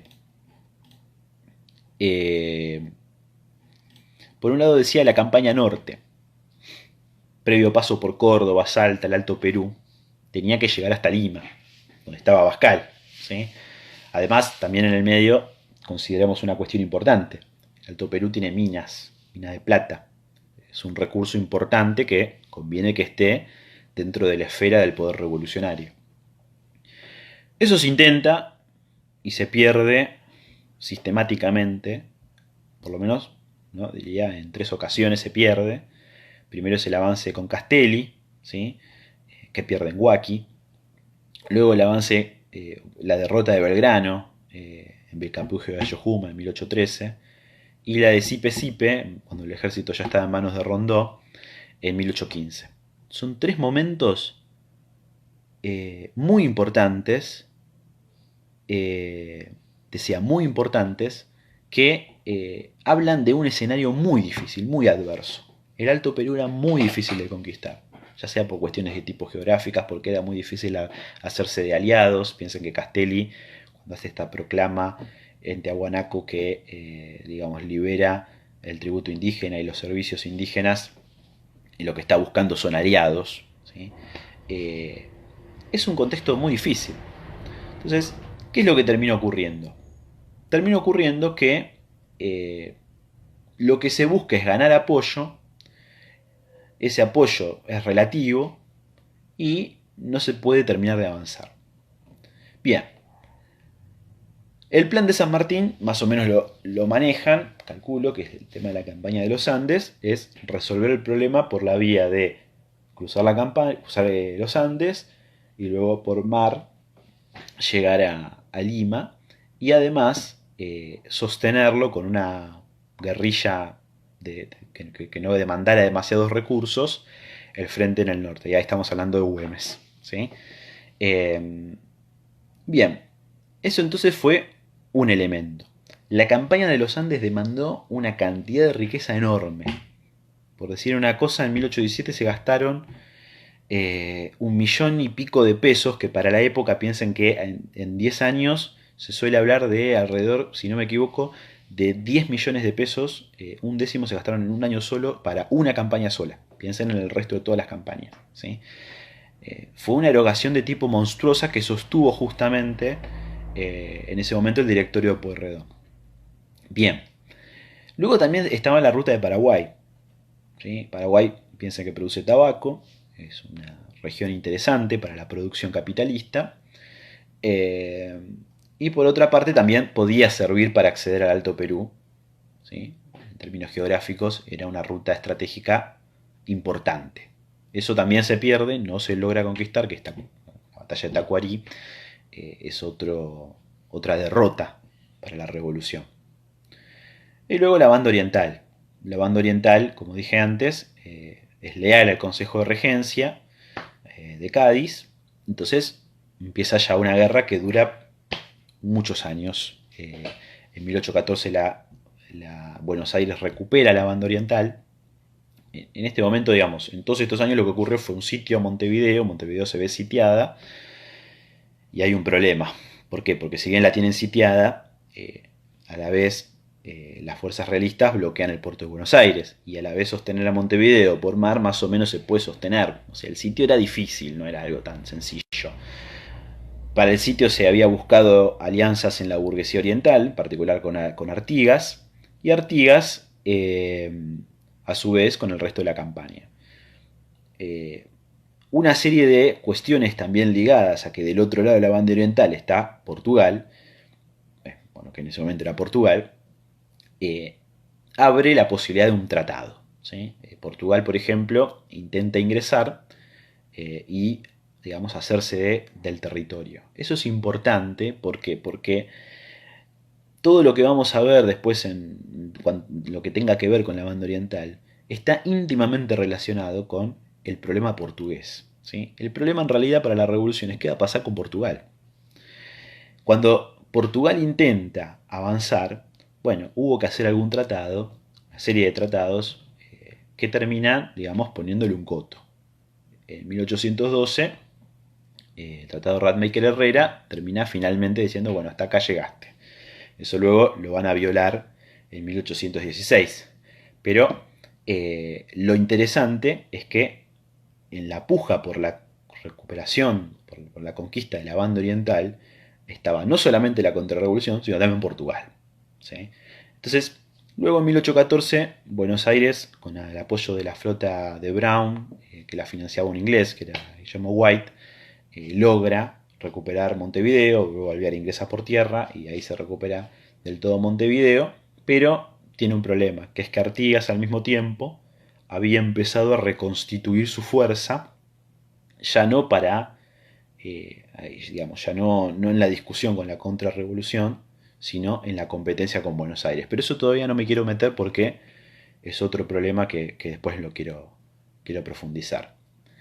Pero en concreto, a ver, en el escenario de las campañas, ¿le fue mal a la revolución? Y si uno supone que la revolución implica apropiarse de todo el territorio americano, y bueno, insisto, tendrá la expectativa muy alta. En realidad, a la revolución le fue bastante bien. Lo que pasa es que con los límites que supone, digamos, la cantidad de recursos que uno tiene, la dificultad de los escenarios y la posibilidad de o no de establecer ciertas alianzas. Pero el problema es que la revolución, si uno se pone en estricto, ganó Córdoba, ganó Salta, ganó Tucumán, ganó Jujuy, San Juan, La Rioja, San Luis, Catamarca, ¿sí? Digamos, ganó. hay un punto donde ganó. Incluso, bueno, Corrientes y Santa Fe quedan dentro de la órbita revolucionaria. Perdió el Alto Perú, perdió Paraguay. Eran estratégicamente importantes inicialmente. Sí, bueno, sí, eran estratégicamente importantes. Pero bueno, eh, digamos, el problema es el grado de posibilidad de apropiarse de un territorio. La banda oriental la recuperó. Está bien, luego la perdió a manos de Artigas. Y luego veremos qué conflicto hubo con Portugal. Pero son escenarios, digamos, que se abren a partir del juego político entre las burguesías regionales. Con todo, la contrarrevolución quedó en ese aspecto, digamos, sin un territorio importante, por lo menos en esta parte del sur en el Río de la Plata. ¿Sí? Eso es importante. Pensemos que tener al poder contrarrevolucionario en Uruguay, en la banda oriental, del otro lado del río, es un peligro inminente. Bueno, luego, cuando vuelve Fernando VII en 1814, 1815, se habla de que en cualquier momento viene con la Reconquista. Y sin embargo, no, bueno, intentaron hacerlo, pero una tropa que envían, luego se termina, una flota, perdón, que envían, luego se termina desviando porque Buenos Aires recupera la banda oriental, a cargo de Pablo Morillo. Y luego, en 1820, por un problema, que es una conspiración de Riego, se llama la conspiración de Riego, digamos, un hecho que transcurre en la metrópoli, no me quiero profundizar en eso, pero se termina, digamos, liquidando las posibilidades de una reconquista por parte de Fernando VII. En conclusión, se recupera mucho territorio. La revolución logra desarrollarse, expandirse y quedarse con bastante territorio. Bien, las tareas económicas, digamos, ¿qué llega a ser la revolución y qué no? De todo lo que habíamos dicho previamente. Bueno, por un lado, disuelve el monopolio.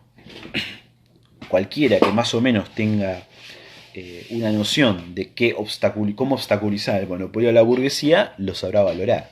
Hay quienes dicen que la revolución en realidad no estaba motivada por el comercio libre, porque en 1809 Cisneros había proclamado un reglamento que es el comercio con neutrales. Que más los estudiosos del tema saben que el comercio con neutrales no es el comercio libre, hay un montón de limitaciones. Bueno, pero ¿cuándo entonces se termina de resolver ese problema? Y con la revolución. Entonces se disuelve el monopolio.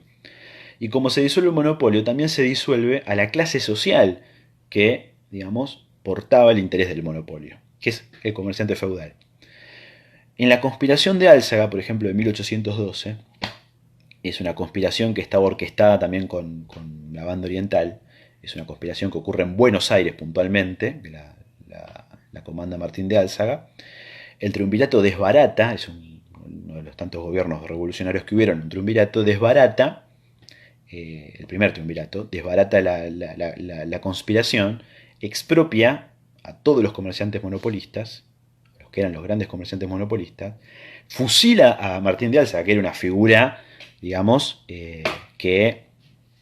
digamos, era una figura muy importante de la contrarrevolución y una figura importantísima de Buenos Aires en particular. Perdón, fusila, lo ejecuta, digamos, lo cuelgan. Y exhiben su cuerpo en la plaza, ¿sí? Ante toda la multitud enardecida. Entonces, fíjense cómo resuelve el problema de la contrarrevolución, con la violencia. ¿Sí? Eso es importante entenderlo porque la violencia, en este punto, es partera de la historia. Uno, a lo mejor, amoldado a los lenguajes democráticos que impone muchas veces la burguesía, en realidad se olvida que el desarrollo histórico y el desarrollo del capitalismo argentino estuvo procesado con la violencia. Entonces, ahí lo que uno encuentra es cómo la violencia es el elemento central para la construcción de ese capitalismo. La nueva sociedad no se iba a construir sin violencia. Ahí retomamos siempre a Moreno. El plan de operaciones es muy categórico con esto. ¿Sí? Entonces, es interesante porque para arrebatarle entonces a la clase dominante, digamos, sus recursos, el monopolio, se requirió la violencia. ¿Sí? ¿Qué otro elemento encontramos de las tareas más económicas que supongan el desarrollo del capitalismo? Bueno, por ejemplo, la expropiación de tierras reales. Yo antes había dicho las tierras le pertenecían al rey. Y como le pertenecían al rey había que hacer un trámite muy costoso para tratar de que el rey le, digamos, otorgara un derecho de preferencia sobre esa tierra. Pero la tierra, digamos, objetivamente en última instancia era del rey. No había una propiedad capitalista de los medios de producción. Bueno, al rey ahora se le va a expropiar todo. Y no se termina de armar un mercado de tierras porque hay ciertas dificultades. Ustedes saben, esto lo verán después. Viene con Baring Brothers, toda la tierra pública se pone como garantía, entonces se empieza a aplicar el derecho de enfiteusis. Y luego vendrán sí las ventas de tierras, digamos, y un montón de, digamos, la finalización y la construcción de ese mercado de tierras. Es algo posterior, pero el punto de partida está acá, en el hecho de sacarle al rey, ¿sí?, la propiedad de la tierra. Lo mismo a las órdenes eclesiásticas. ¿Sí? Ahí hay una expropiación de una tierra, buena parte de ella en la campaña de Buenos Aires improductiva, que es interesante, digamos, medir. ¿Sí? Y luego, en materia de la proletarización, es decir, el desarrollo de un mercado de fuerza de trabajo. Ustedes saben, en el capitalismo el trabajador asalariado, según el marxismo, trabaja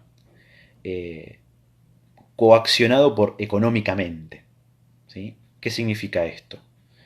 Que si no trabaja se muere. Entonces, el salario paga el valor de la fuerza de trabajo. Ahora bien, no paga el trabajo, paga el valor de la fuerza de trabajo, el valor de lo que la capacidad de trabajar de ese asalariado. Ahora, tiene que trabajar porque no tiene otra cosa, es un desposeído. ¿Sí?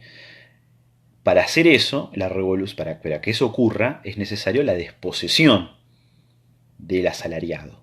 Eso ocurrió en todas las revoluciones. Por ejemplo, en Inglaterra, todo lo que es el proceso de acercamientos, expropiaciones de los campesinos, es parte del proceso de proletarización. Bien, acá hay cosas que se logran y hay cosas que no se logran. Por un lado, porque, como dije antes, digamos, hay varios inconvenientes. Primero, que no hay suficiente población en general. Pero amén de eso, vamos a ver que hay ciertos problemas ligados también al problema de la guerra. Piensen que en la campaña de Buenos Aires, en un momento de guerra, bueno, había un vacío poblacional importante. O sea, que acentuaba ya la escasez, digamos, endémica de la población. Ahora, ¿cómo trataban de dirigir a los peones a las estancias? Bueno, en 1815, el gobernador de Buenos Aires, Oliden, digamos, emite un bando con el cual lo que hacen es establecer una papeleta de conchavo, que en realidad ya tiene sus antecedentes más de tipo colonial, pero que lo establece el gobierno de la Revolución, justamente porque lo que intentan es orientar a la fuerza de trabajo a trabajar en las estancias. La papeleta de conchavo era, digamos, la demostración de que se trabajaba, ¿sí?, en una estancia, y no tenerla era sinónimo de ser catalogado como vago y ser reorientado a donde sea, o al ejército, o a bueno, ahora a otra estancia en particular por la justicia. Depende del caso puntual. Pero está claro que hay una intención de crear las relaciones asalariadas a partir de este tipo de política. Y luego también la esclavitud. ¿Qué pasa con la esclavitud? El asalariado no es lo mismo que un esclavo. Bien, la esclavitud no termina de desaparecer. Uno debería pensar, bueno, pero la revolución burguesa habla de libertad, igualdad y fraternidad, pero la esclavitud sigue vigente. Bueno, por un tiempo sí. Entonces, la gran parte del siglo XIX, por lo menos hasta la mitad del siglo XIX, la esclavitud sigue funcionando, aunque entra en decadencia, y una clara decadencia. Pero en la revolución también había un problema. Primero que, como dije antes, había una escasez poblacional, entonces para apelar a mano de obra, el esclavo era necesario. Y por otro lado, era una reserva para la guerra, ¿sí? O sea, podía funcionar en el caso que lo necesiten. Además, también supone una serie de contradicciones con el propietario del esclavo. Entonces, no habían manumisiones generales de los esclavos, si bien cada tanto había alguna manumisión extraordinaria, el grueso de los esclavos seguía siendo esclavo. Sí hubo sí existió, sí, digamos, aconteció la libertad de vientres, ¿sí? Que es de la Asamblea del año 13, pero no se termina de resolver todo el problema de la esclavitud. Los cambios son en largo plazo, ¿sí? O sea, lo vamos a medir en un largo plazo, no lo vamos a encontrar resuelto en 1820. Bien, y por otro lado, ¿tenía o no tenía el gobierno revolucionario en el poder una voluntad nacional?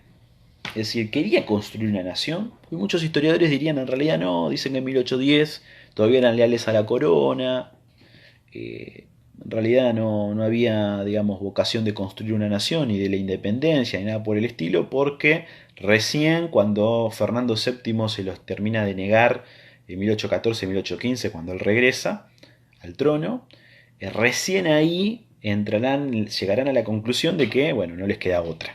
Entonces, para estos historiadores, la independencia es algo así como el resultado no esperado de la revolución. Yo los remito a un libro que es el de Gabriel Di Meglio, que se llama 1816, donde dice efectivamente esto. ¿Sí? La independencia es el resultado de la intransigencia del rey. ¿Sí? Es un libro de divulgación, bastante sencillo, de sencilla lectura, pero lo que dice es eso. No hay un programa en la revolución y nadie se quería liberar de nadie. No es casualidad que Macri, voy a traerlo a colación, Macri en su momento dijo: estarán muy arrepentidos los revolucionarios de haberse independizado, querido rey, en aquel acto que generó, digamos, toda una suerte, una catarata de críticas a Macri. Pero en realidad Macri estaba expresando lo que dice la historiografía argentina, lamentablemente. Justamente la historiografía argentina dice eso. Nadie se quería independizar y si lo hicieron fue por la fuerza de las circunstancias, ¿sí? Cualquier estudio serio de la diplomacia revolucionaria le va a demostrar que eso no es así. De hecho, muchas veces cuando se dicen estas cosas se apela justamente a algunos documentos diplomáticos en donde, por ejemplo, un emisario de revolucionario va a negociar con, digamos, Inglaterra. Y entonces tiene que declarar fidelidad a Fernando VII. Bueno, eso, quien sabe más o menos de diplomacia sabrá que la diplomacia es básicamente mentir, ¿sí? Y la máscara de Fernando es eso, es el escondite, el subterfugio por el cual se logra que la revolución pueda estar protegida de un ataque británico que tendría que resolver en función de su alianza con España, y además, digamos, es un medio por el cual, digamos, se pospone, pero está planteado, digamos, el desarrollo de, digamos, digamos, sacarle el velo a esa máscara, ¿sí? Hay algunas cartas, por ejemplo, una carta de Chiclana, que es un oficial saavedrista, donde señala esto: llegará el tiempo en que le saquemos el velo, ¿sí? a esta máscara. Es efectivamente una mentira. Es una mentira que también está avalada por otra documentación. Algunos emisarios norteamericanos que, por ejemplo, señalaban que cuando le hablaban a ellos, un Poinsett, ¿sí? Es un emisario norteamericano que viene a Buenos Aires y dice: bueno, cuando hablo con el gobierno me dice... el gobierno me dice que lo de la máscara de Fernando es toda una estrategia, ¿sí? Obviamente no iban a hablar de la misma manera con un emisario norteamericano que con el emisario inglés. Entonces hay que entender esas cosas en su contexto, ¿sí?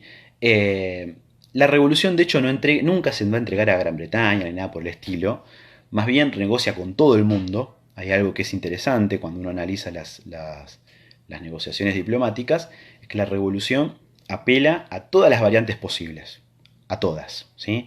Entonces, ahí tenemos otro elemento que habla de cierto nivel o una importante voluntad nacional. Y eso lo vamos a encontrar en particular con el Congreso de Tucumán. El Congreso de Tucumán estuvo más que nada motorizado por todo lo que fue el peligro de Reconquista. La diplomacia revolucionaria venía haciendo gestiones ante el inminente regreso de Fernando VII, buscó todas las alternativas posibles para dilatar cualquier posibilidad de reconquista. Hubo ciertas negociaciones que son muy interesantes porque es ir a decirle a Fernando VII: te doy el trono, pero aguantame que en el Congreso resuelva si esto está bien. Porque piensen que en ese momento no existía el llamado telefónico. Era el diplomático ir, negociar y que luego se apruebe. Bueno, eso son maniobras dilatorias. Lo que decía es, el Congreso tiene que resolver, yo a vos acá te ofrezco esto, pero vos déjame también esto. ¿Cómo terminaban todas estas negociaciones? Los echaban a los dirigentes diplomáticos revolucionarios, los echaban de todos los escenarios. ¿Por qué? Y porque era obvio que esas negociaciones eran maniobras dilatorias. ¿Sí? No es que se encontraron con la intransigencia de Fernando y por lo tanto después llegaron a la independencia. No, al contrario, sabían lo que iban a negociar y sabían perfectamente los revolucionarios que lo que iban a proponer no tenía ningún sentido para, obviamente, Fernando VII y compañía. Entonces, justamente, la única caracterización que queda de eso es, en realidad los revolucionarios apelan a todas las maniobras dilatorias para que no venga la reconquista. Y entonces, finalmente, lo que terminan resolviendo cuando ya están agotadas todas las variantes es, bueno, el desarrollo final del Congreso de Tucumán, una vez que más o menos se tejen una alianza medianamente sólida, pero todavía también relativamente débil, que es la alianza entre Buenos Aires, el interior, el Alto Perú, que en este momento está dentro del Congreso de Tucumán, aunque todavía obviamente tiene su oposición, que es el otro sistema que construye Artigas, que es el sistema de los pueblos libres. ¿Sí? En 1820 la conspiración de Riego da lugar a un periodo liberal en España y ahí se termina el peligro de la reconquista. Pero hasta entonces lo que muestra el Congreso de Tucumán es la voluntad de construcción de una nación. ¿Qué quiere decir esto? Que la burguesía trata de desarrollar una de sus tareas históricas en el largo plazo. ¿Sí? Es decir, la voluntad de decir, acá hay un espacio donde yo voy a desarrollar una nación. ¿Sí? Eso es el Congreso de Tucumán. Ahora bien, su otro competidor. Nos vamos a meter en el asunto del artiguismo. Es importante porque cierto revisionismo, también algunos historiadores ligados a la izquierda, plantean que Artigas sería una suerte de variante más revolucionaria que la porteña en cambio habría enterrado la revolución. Bueno, en realidad eso tiene ciertos problemas. Primero, el artiguismo en realidad expresa la voluntad de competir por la dirección de un proceso por parte de una burguesía regional alternativa, ¿sí? La de la banda oriental. Artigas era un representante de los hacendados orientales, de hecho el Congreso de las Tres Cruces, con el cual votan los diputados para ir a la asamblea del año 13, solamente podían participar los hacendados, la burguesía oriental, y en realidad, todo el chiste del asunto es que Artigas lo que intenta hacer es competir sobre la base de tener un puerto alternativo al de Buenos Aires. Para eso busca una alianza, teje una alianza con el litoral particularmente, basado en la estrategia, de construcción nacional, no de construcción de una nación, sino más bien de una construcción de una confederación, justamente algo muy limitado en relación al problema nacional. Porque, ¿qué es una confederación? Una confederación en realidad es una alianza, no es una nación. ¿Sí? Es una alianza entre provincias que no termina de cuajar en nación.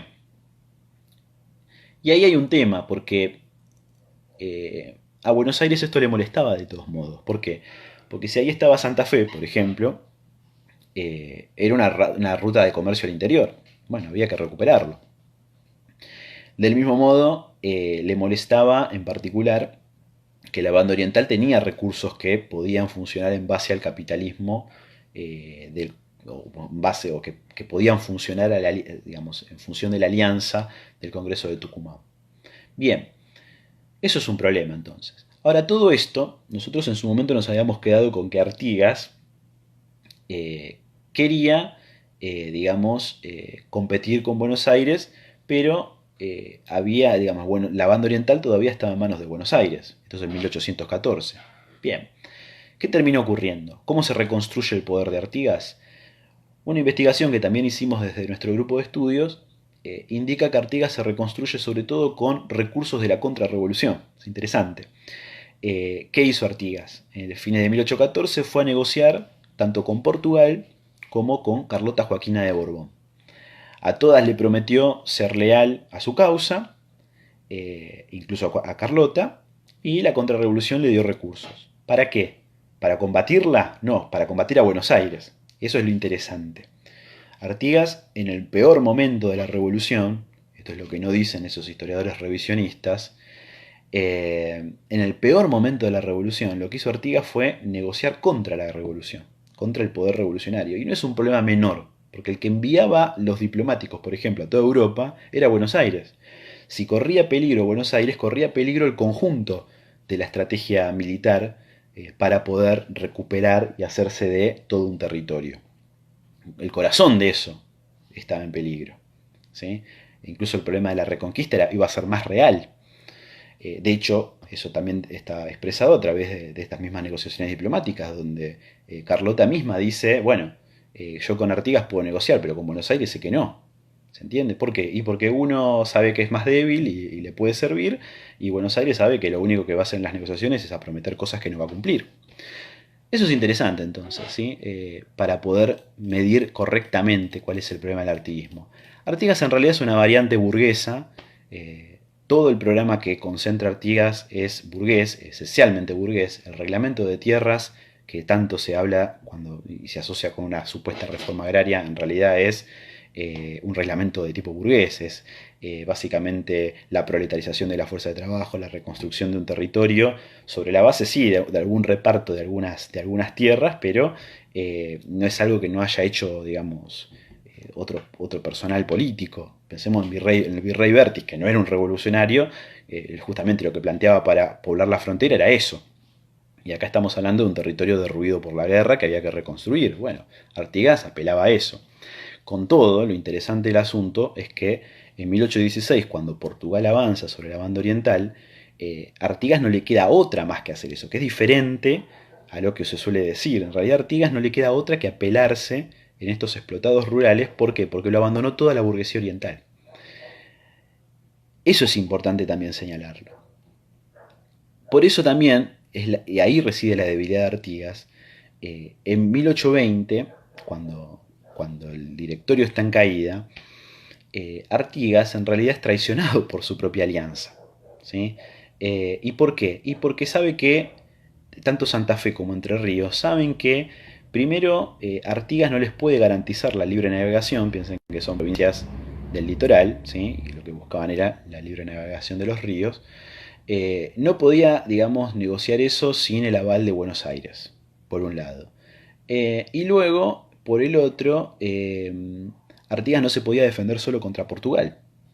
Digamos. De hecho, Buenos Aires en un momento, Pueyrredón le ofrece a Artigas una serie de recursos que Artigas rechaza. ¿Y por qué los rechaza? Y porque si quiere competir con Pueyrredón, con Buenos Aires, no le queda otra más que rechazarlo. Porque de otra manera es decir, bueno, sí, los necesito porque solo no puedo. Obviamente esto es la competencia entre burgueses, ¿se entiende? Es una competencia regional para ver quién dirige el proceso.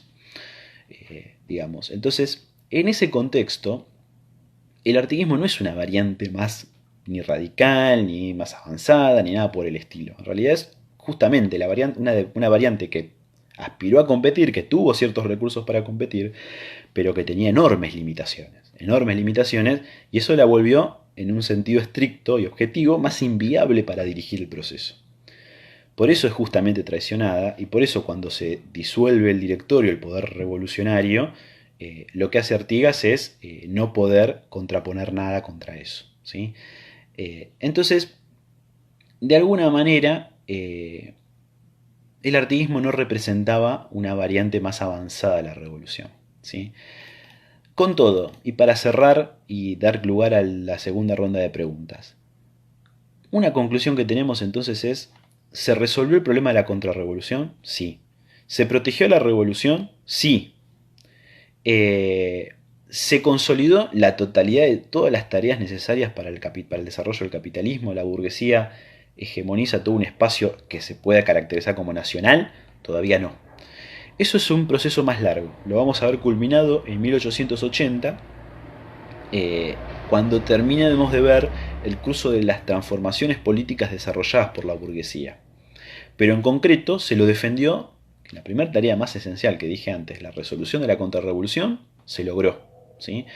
Se logró eso, se logró la destrucción del monopolio, se avanzó en cierto sentido en digamos, legislaciones ligadas a la expansión y la apropiación de tierras, en legislaciones ligadas al problema de la proletarización de la fuerza de trabajo, pero bueno, en concreto, como dije antes, no se puede medir las tareas revolucionarias en un plazo tan corto. Eso lo vamos a terminar de ver en 1880. Yo no quiero avanzar mucho más con esto porque eso es lo que le toca a Fabián Harari.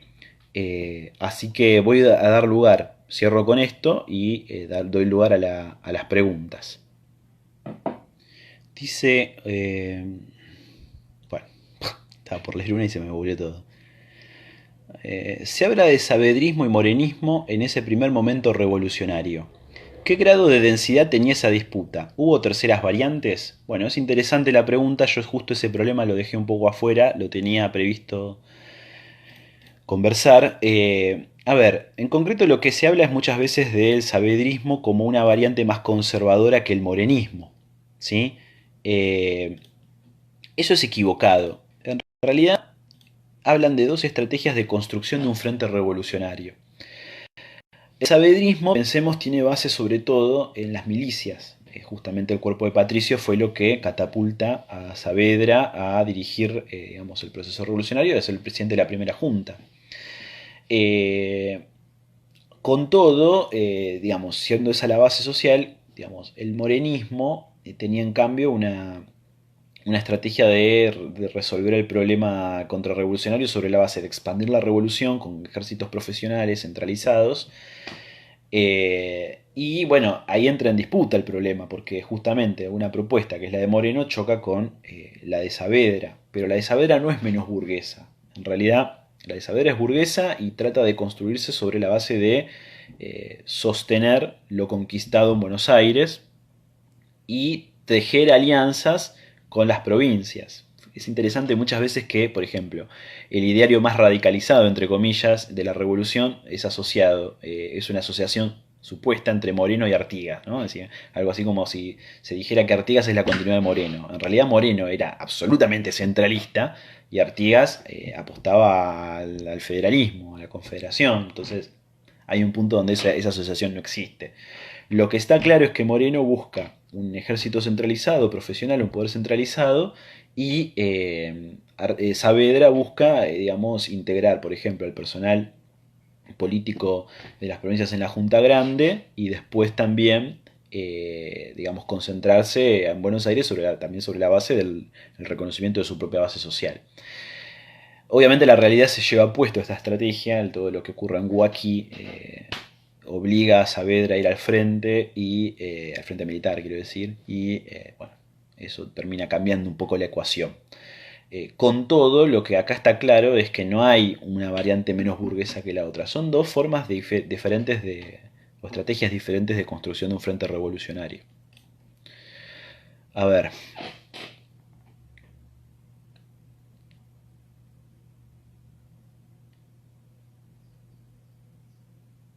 ¿Qué pasa? Dice... bueno, perdón. Ahí está. ¿Qué pasa con la sociedad burguesa de Jujuy y Salta con la revolución? Seguramente están del lado de enfrente con la revolución. No toda. O sea, pregunta dónde, cómo, digamos, cuál es el combate que hay en Salta y Jujuy, cuáles serían las fuerzas. No están todos en la contrarrevolución. Hay un partido contrarrevolucionario en Salta que está ligado a Isasmendi, que intenta dar un golpe al cabildo, que fracasa, pero no está en contra la revolución. De hecho, justamente de todo lo que es el área de frontera, es decir, ligada a Salta, está digamos, la base de Güemes. ¿Sí? Güemes es un personaje digamos, de la revolución que es absolutamente revolucionario. ¿Sí? Como dijimos antes, era parte del equipo digamos, de la estrategia, decir, de San Martín. Y era parte de la revolución y era un burgués agrario. ¿Sí? Eso es importante señalar. En Jujuy sí había un sujeto que representaba relaciones más de tipo feudales, que es el marquesado de Tojo, ahí es un poco más complejo, pero lo que está claro es que no estaba todo agrupado en la contrarrevolución. No, eso no es así. Eh, bien.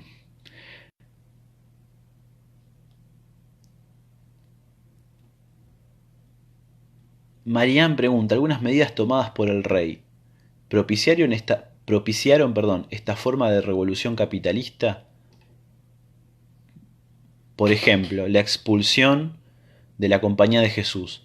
¿Qué, qué hacen a los guaraníes migrar a las zonas de puertos como fuerza de trabajo? A ver, algunas medidas tomadas por el rey efectivamente habilitan, como dije antes, el desarrollo material de Buenos Aires, ¿sí? Ya sea por población, ya sea por la posibilidad de desarrollar una producción que hasta entonces era, como dije antes, el patio trasero de la colonia, ¿sí? Entonces, no solamente la que vos señalás, también está el problema eh, el reglamento del libre comercio, bueno, todas esas medidas que transitoriamente sirvieron al desarrollo material y a la burguesía en un punto le sirven. ¿Por qué? Y le sirven porque habilita un desarrollo material que hasta entonces era imposible. Bueno, ahora, obviamente, en el momento de la revolución, eso ya entra en contradicción, tiene sus límites, ¿sí? Por eso yo hablé del pasaje de una alianza, más bien de tipo reformista, digamos, una alianza más revolucionaria, un programa revolucionario, la adopción de un programa revolucionario. Entonces, hasta entonces hay sí medidas del rey que por ahí pueden servir en función de la expansión, pero no del desarrollo pleno de las relaciones capitalistas. Del mismo modo, por ejemplo, yo hablé de las trámites para acceder a tierra. Bueno, esto es habilitado justamente a partir de la última parte del periodo colonial, ¿sí? Del periodo tardo colonial sería, o sea, el Renato del Río de la Plata, esos trámites que tenían que hacer a la corona. Con todo le servía para acceder a tierra. Era absolutamente costoso, complicado, pero bueno, le permitía acceder a cierto nivel de tierra. Bueno, son medidas que tienen sus límites, pero transitoriamente le sirvieron a la burguesía. Eh, ¿Hay algún material que sugerís leer para la próxima clase? Bueno, ahora voy con eso. Eh, ¿Por qué se dice que la revolución al final no se dio? Por el proceso busqué capitalista. Bueno, se me movió la pregunta, pero... hay gente que dice que la revolución no se dio porque o espera transformaciones inmediatas o supone que la revolución no tiene el problema político que resolver, que es el problema de la contrarrevolución. Por ahí o acota demasiado el proceso o también suponen que el capitalismo tiene otras tareas. Y ahí es una discusión. Buena parte de los historiadores, sobre todo ligados a algunos partidos de izquierda, lo que sostienen es que la burguesía no desarrolló todas sus tareas. ¿Y por qué? Y porque o no tenía las condiciones o digamos era traidora o bueno, porque se entregaba a Gran Bretaña, bueno, explicaciones por ahí del orden de lo de la historia de Chimentos también. Pero en realidad la revolución sí desarrolló justamente todas esas tareas nacionales. Nosotros no me quiero meter mucho con eso porque lo vamos a ver en largo plazo con la clase de Harari. Pero lo que está claro es que las primeras tareas son, digamos, se pueden solamente entender, digamos, si se la mide con el problema más general de la construcción de una nación. Resolver el problema contrarrevolucionario no es menor. O sea, salvo que uno entienda que es lo mismo la reconquista que la burguesía de Buenos Aires, bueno, eso es otro problema. Bueno, de hecho hay historiadores que dicen eso, que es lo mismo. ¿Por qué? Porque habría una clase política que lo único que hace es cambiar de metrópoli. En realidad, cualquier estudio serio indica que eso no es así. Pero, y luego están los historiadores académicos que niegan toda posibilidad de revolución, y obviamente su función política, en tanto y en cuanto son historiadores burgueses, es la de, digamos, negar cualquier posibilidad revolucionaria en la historia. Bien. Bueno. Alguien me pregunta cómo hice para medir la ganancia de los hacendados. Por ejemplo, el caso que toma Antonio Rivero Santos. Y si puedo encontrar otros casos documentados de hacendados que tuvieran en mente un programa revolucionario. Bueno, para eso te sugiero el libro El Origen. Ahí está explicado cómo se mide. Son un montón de detalles. No los puedo desarrollar ahora tan rápido, pero ahí está explicado con cierto detalle. Y después la segunda pregunta tenía que ver si habían otros burgueses revolucionarios con un programa revolucionario. A ver, en Hacendados en Armas van a encontrar en los periódicos que yo mencioné, ligados a personajes ligados a la burguesía, o de la burguesía. También tenemos que saber que buena parte de esos personajes estaban a su vez ligados a todos el resto de la burguesía que leía esos periódicos, ¿sí? O sea, por ejemplo, yo rastreé las cartas de Pueyrredón. Pueyrredón le envía a uno de sus hermanos la suscripción a, creo que era el Semanario de Agricultura, Industria y Comercio. ¿Qué quiere decir esto? Que es un público que más o menos accede a esas publicaciones y que va desarrollando también al compás de esas ideas, ¿sí? Bueno, se hizo largo esto, ya son las 6:10. Lo que sí me toca señalar es lo siguiente. La clase que viene van a tener con Fabián Arari. Hay una serie de lecturas que tienen que ver con el problema del desarrollo y la culminación del problema nacional. Las lecturas están todas subidas a internet, las van a encontrar en internet, estoy acá leyéndolas. Son Muertos por la Patria, es un artículo de Fabián Arari en Diario Perfil. El Pecho a las Balas de Santiago Rossi de Laney. Partido Facción de Santiago Rossi de Laney. Y Quién estafó a quién, también de Santiago Rossi de Laney. Los tres son artículos del Aromo, están todos subidos. Y finalmente un artículo más largo y muy interesante que se los recomiendo que lo lean con mucha minuciosidad. Casas ajenas, la naturaleza de las naciones de Fabián Arari en la revista Razón y Revolución 29 del 2016. Todo es material que está subido a internet, no tienen que buscarlo en otro lado, aparte no habría forma porque estamos en cuarentena. Así que eso va a ser el sábado a las 4 de la tarde, si no me equivoco, ¿no? El sábado sí, a las 16 horas, de 16 a 18, ya con Fabián Arari, la clase de la formación del Estado Nacional. Hasta acá llegamos. Me hubiera gustado responder todas las preguntas y les pido disculpas si no se me ofendan, pero la verdad es que eran muchas preguntas y no llego a responderlas todas. Cualquier inquietud también me pueden consultar si quieren por Facebook. Yo estoy con Juan Flores, me encuentran. Listo. Nos vemos.